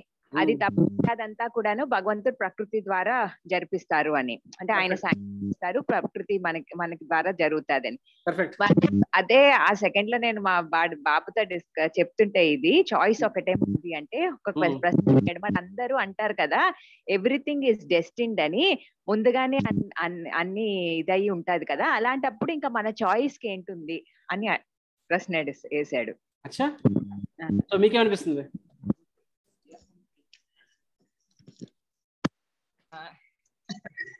అంటే లైక్ అంటే అన్లెస్ మనం చూస్ చేసే తప్పితే మనకి కావాల్సింది మనకి రాదు. అంటే ఆయన ఇవ్వాలని, మంచి అంతా మనకి ఇవ్వాలనే ఉంటది, కానీ మన చాయిస్ కి కూడా హీ గివ్స్ ఫ్రీడమ్, కాబట్టి మంచి చెడు అన్నది మనకి లైఫ్ లో వస్తూ ఉంటదని. ఓకే, జస్ట్ సారీ, చెప్పండి, ఇంకోసారి చెప్పండి. నేను అంటే మనకి ఫ్రీడమ్ ఆఫ్ చాయిస్ ఇచ్చారు కదా, సో ఆ ఫ్రీడమ్ ఆఫ్ చాయిస్ మనం ఏదైతే మనం చూస్ చేసుకుంటామో దాన్ని బట్టి మనకి శాంక్షన్ చేస్తారు.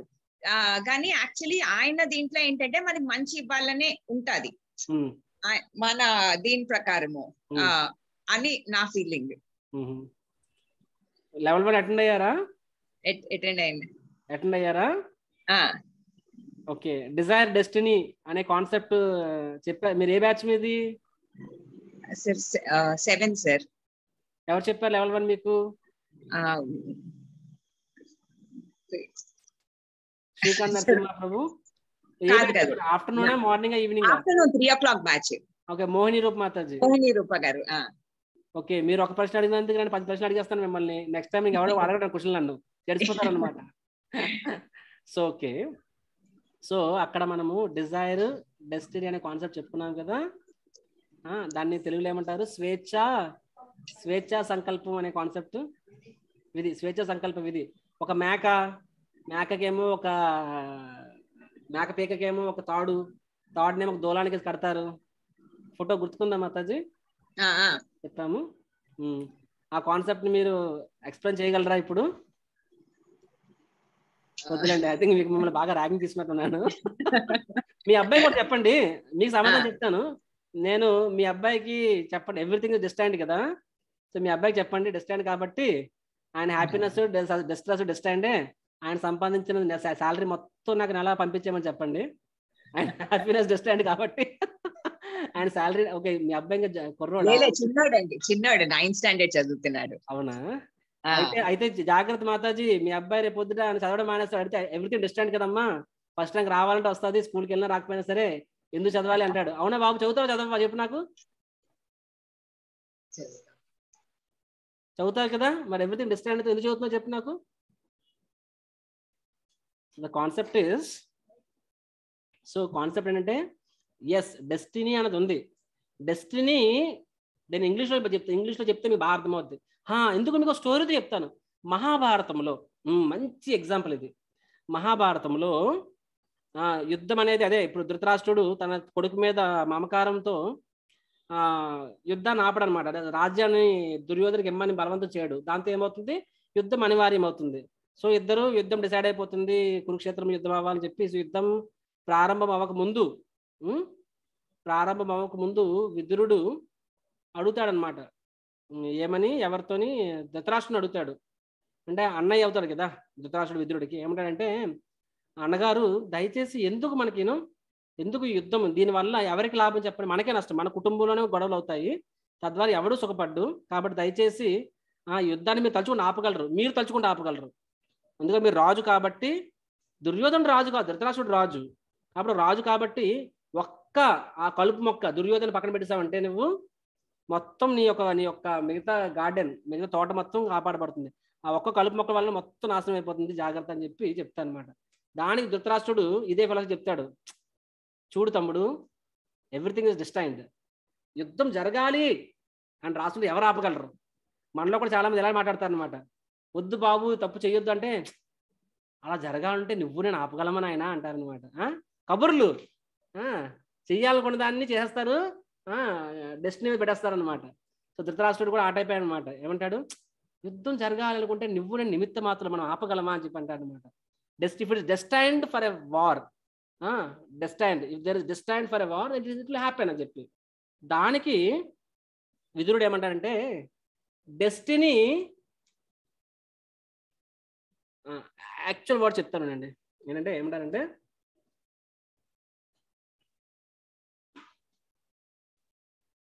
destiny doesn't decide the results, destiny decides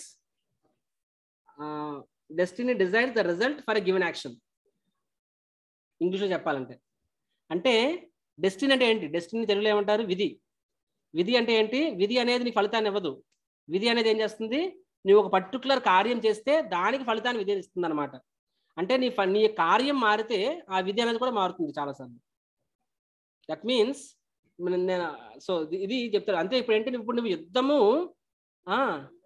ఆపాలని ప్రయత్నిస్తే అప్పుడు నీ ప్రయత్నం చేసిన తర్వాత అప్పుడు విధిలో యుద్ధం రాయాలి అని ఉంటే అప్పుడు అది యుద్ధం అవుతుంది. కానీ ప్రయత్నం చేయకపోతే దాని విధి అంటే తప్పు అని చెప్పి విధుడు చెప్తారనమాట.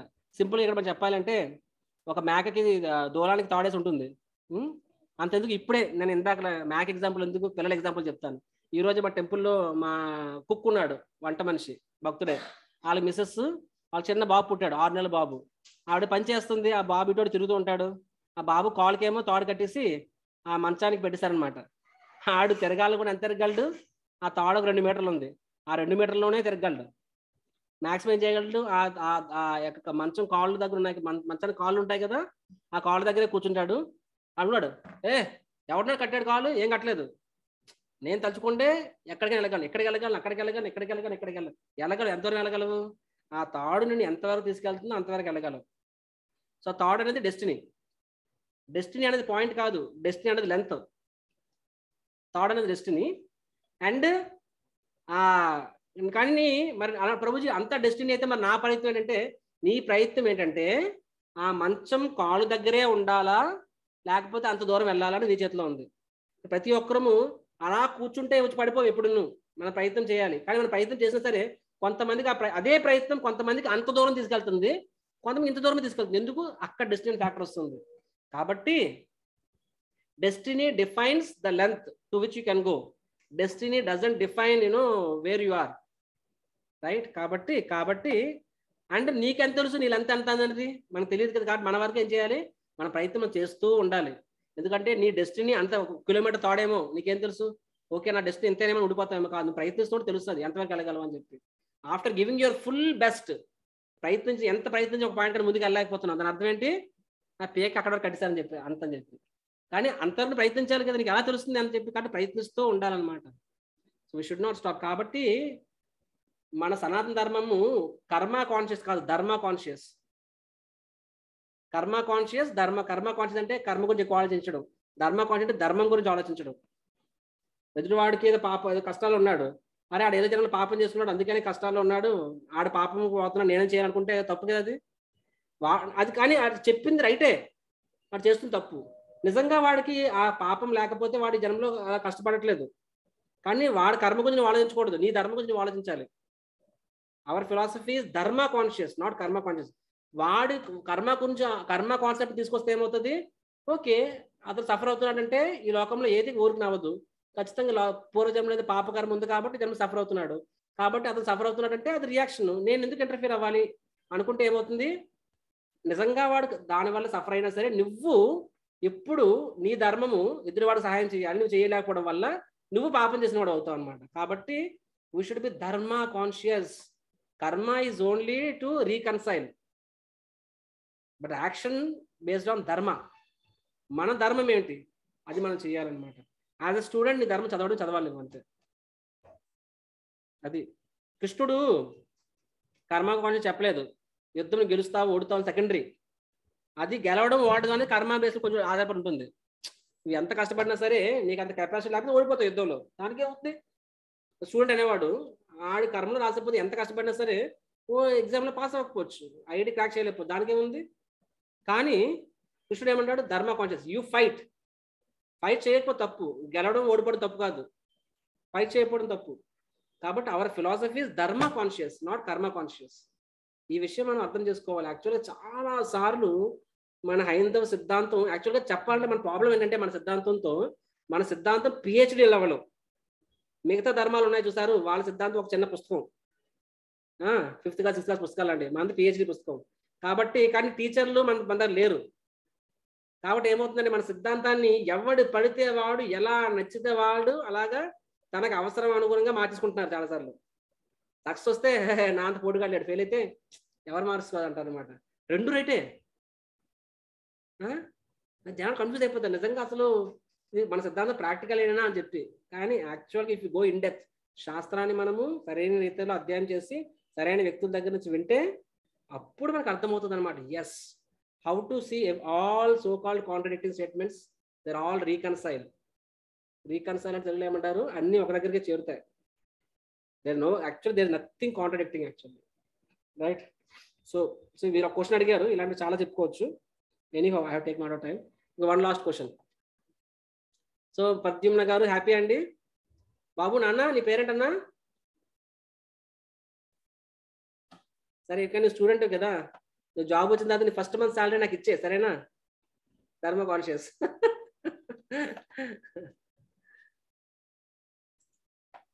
ఓకే, రమణరావు గారు ఎప్పటి నుంచి చెప్తున్నారు? సందీప్తి మాతాజీ చెప్తున్నారు. సందీప్తి మాతాజీ ఎప్పుడు అడగలేదు, అడుగుతున్నారు. సరే సందీప్తి మాతాజీ. Yes Mataji, unmute. నమస్కారం. వీడియో నమస్కారం. మిమ్మల్ని ఎప్పుడు చూడలేదు నేను. మీరు వెనకతల నుంచి మీ మొహం చూపించకుండా సేవ చేస్తున్నారు, చాలా సేవ చేశారు జగన్నాథ్ సెంటర్ కి.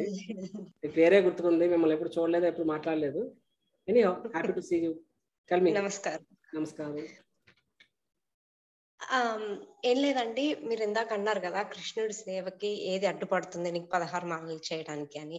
కరెక్టే, మనం ఈ లోకానికి వచ్చినప్పుడు ఓకే స్పిరిచువల్ గా ఇదయ్యి మళ్ళీ స్వామి దగ్గరికి వెళ్ళిపోవాలి అనుకునే వస్తాం. కానీ వచ్చాక మనకంటూ ఒక లైఫ్ సెట్ చేసుకొని మనం ఒక పాత్రలో వెళ్తున్నప్పుడు, ఒక ఉద్యోగము, ఒక పిల్లలు అవి ఇవి అన్ని ఉన్నప్పుడు, ఒక జాబ్ అవి ఇవి, సో అవి మధ్యలో వదిలేయలేము, ఇది కంప్లీట్ గాను పూర్తిగాను చేయలేము. సో అలాంటప్పుడు ఏది చేయాలి అని, అంటే చేయగలిగినంత చేస్తున్నాం. కానీ ఇప్పుడు సే సపోజ్ ఇప్పుడు చూడండి, నాకు వర్క్ టైం, వర్క్ చేస్తూ వర్క్ ఆపేయాలా, ఇది వినాలా?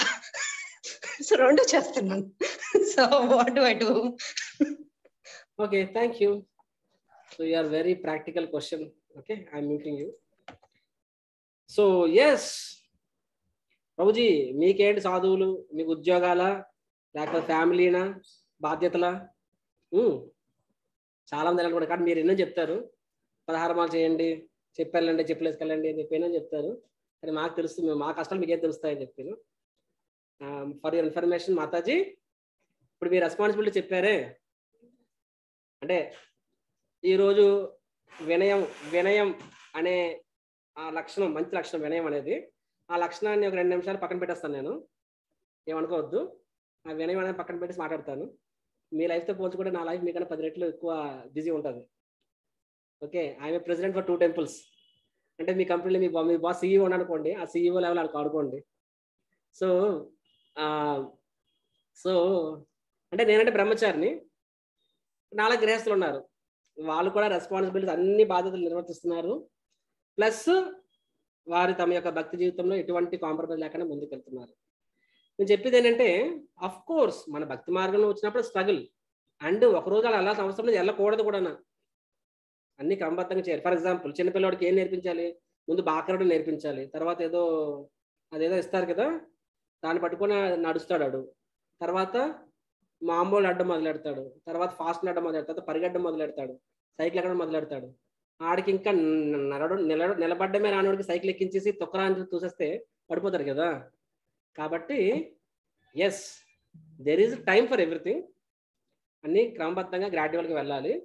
కానీ ఎప్పుడు ఈ రోజు బాగుతున్నాను కదా అని చెప్పి జీవితాంతం బాగుడుతూ ఉంటే, ఇప్పుడు చిన్నపిల్లవాడు అంటే అసలు పిల్లవాడు బాకరాడు మొదలైనప్పుడు తనకి ఎంత ఆనందం వస్తుంది.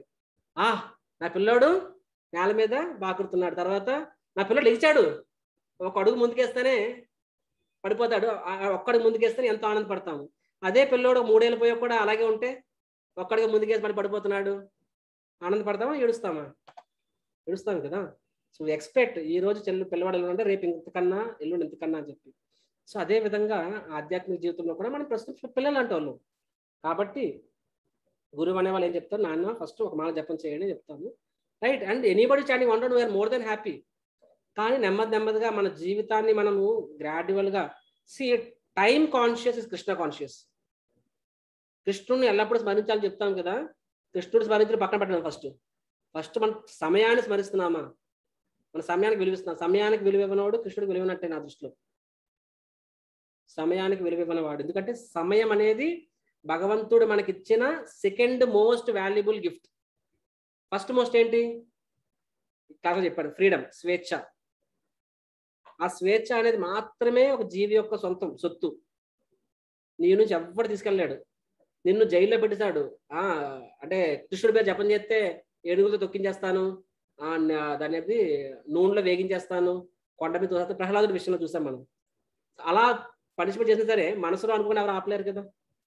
కాబట్టి every second whether you are surrendered to Krishna not నీ చేతిలో ఉంది. సో భగవంతుడు మనకి ఇచ్చిన ఫస్ట్ ట్రెజర్ వెల్త్ ఏంటి, స్వేచ్ఛ. సెకండ్ ట్రెజర్ ఏంటి, సమయం. సమయం అనేది ఒక సాధనం. సమయం అనేది భగవంతునికి నీ ప్రేమని వ్యక్తిపరిచే సాధనం సమయం. డబ్బు ఇవన్నీ సెకండరీ, అది కాదు, సమయం. కాబట్టి సమయాన్ని విలువ ఇవ్వని వాడికి భగవంతుని యొక్క విలువ తెలియదు యాక్చువల్గా. కాబట్టి మీరు ఈరోజు మీరు ఒక జాబ్ చేస్తూ ఉండొచ్చు, రేపు మీరు CEO ఆఫ్ కంపెనీ అవ్వచ్చు. ఆ కంపెనీ అయినా సరే still you can do it. First Krishna priority. And it's not that so much time. మన ఫ్యామిలీ అన్ని మెయింటైన్ చేస్తే కూడా మనం చేయొచ్చు, కొంచెం మన కాన్షియస్ కూడా చేయొచ్చు. అండ్ ఐఎమ్ సీయింగ్ నేను 18 ఏళ్ళు చూస్తున్నాను టాప్ మోస్ట్ పొజిషన్స్ నుంచి. మీకు కావాల్సిన CEO కంపెనీల పేరు చెప్తాను నేను ఇండియాలో కూడా. They are chanting 16 rounds Hare Krishna and they're managing tens and thousands of people.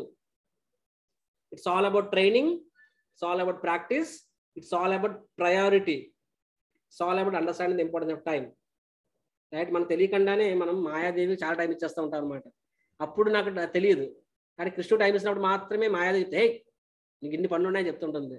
చూడండి మనందరూ చూడండి, జపం చేస్తున్నప్పుడు ఇంకా మాలంత ఉందని చెప్పి 3-4 సార్లు తిప్పి చూస్తాం, ఇంకా ఉందా అని చెప్పి. చైతన్య మహాప్రభు చెప్పారు యుగాయుతం నిమేషేనా అని చెప్పి. అంటే మహాప్రభు ఏమంటారు, కృష్ణుడి విరహ వేదంలో ఒక్కొక్క నిమిషం ఒక్కొక్క యుగంలా ఉంది అని చెప్పి చెప్తారనమాట. మనకి కృష్ణుడి విరహంలో కాదు, కృష్ణుడి సాంగత్యంలో ఒక్కొక్క నిమిషం ఒక్కొక్క యుగంలో అనిపిస్తుంటుంది. ఇంకా అవలేదా, ఎప్పుడో స్టార్ట్ చేసినట్టు ఉంది, క్రీస్తు పూర్వం స్టార్ట్ చేసినట్టు ఇంకా మాల అవ్వలేదు ఏంటని చెప్పి అనిపిస్తుంటుంది. అదే నువ్వు సినిమా సీరియల్ కలిపి చూస్తావు, సినిమా కలిపి క్రికెట్ మ్యాచ్ చూస్తావు, IPL చూస్తావు, 4 గంటలు ఉష్కాకి తెలియదు. ఇప్పుడు నేను గంట దాటితే వాచ్ 10 సార్లు చూస్తున్న వాళ్ళము, అదే మ్యాచ్ ఎక్స్టెండ్ అవుతుంటే మనకి ఎందుకు అనిపించింది? The problem is with us. What I'm trying to say is that, ఇప్పుడు ఎంతలో చెప్పాను 16 మాలలు మనం జపం చేయడానికి ఏం అడ్డుపడుతుంది, మనం విశ్లేషించుకోవాలని చెప్పి విశ్లేషించుకోవాలి. అని అందులో కొన్ని వ్యాలిడ్ ఉంటాయి. సో అండర్స్టాండ్, ఓకే చలో ఈ రోజు నాకు 1, 2, 3 ప్రాబ్లమ్స్ బికాస్ ఆఫ్ విచ్ ఆ స్థాయికి రాలేకపోతే, కానీ ఈ స్థాయికి రావాలనుకుంటున్నాను. ఆ కోరిక ఉండాలి కదా. ఆ కోరిక ఉంటే కృష్ణుడే మన జీవితాన్ని ఇలా ట్విస్ట్ చేసి ఆ మార్గాన్ని సుగమం చేస్తాడు. ఆ కోరికే నీలో లేకపోతే, ఆ తప్పనే నీలో లేకపోతే భగవంతుడు ఎందుకు నేను డిస్టర్బ్ చేస్తాడు? That is the point. అందుకే అంటాను ఏమంటే ఆ తపన అనేది, ఆ కోరిక ఉండాలి మనకి. మనం ఈరోజు ఒక మాల చేసి ఉండొచ్చు, కానీ 16 మాల చేస్తామని కోరిక ఉండాలి. ఈ జన్మలోనే నేను గురువు దగ్గర ఆశ్రయం పొందాలని కోరిక ఉండాలి.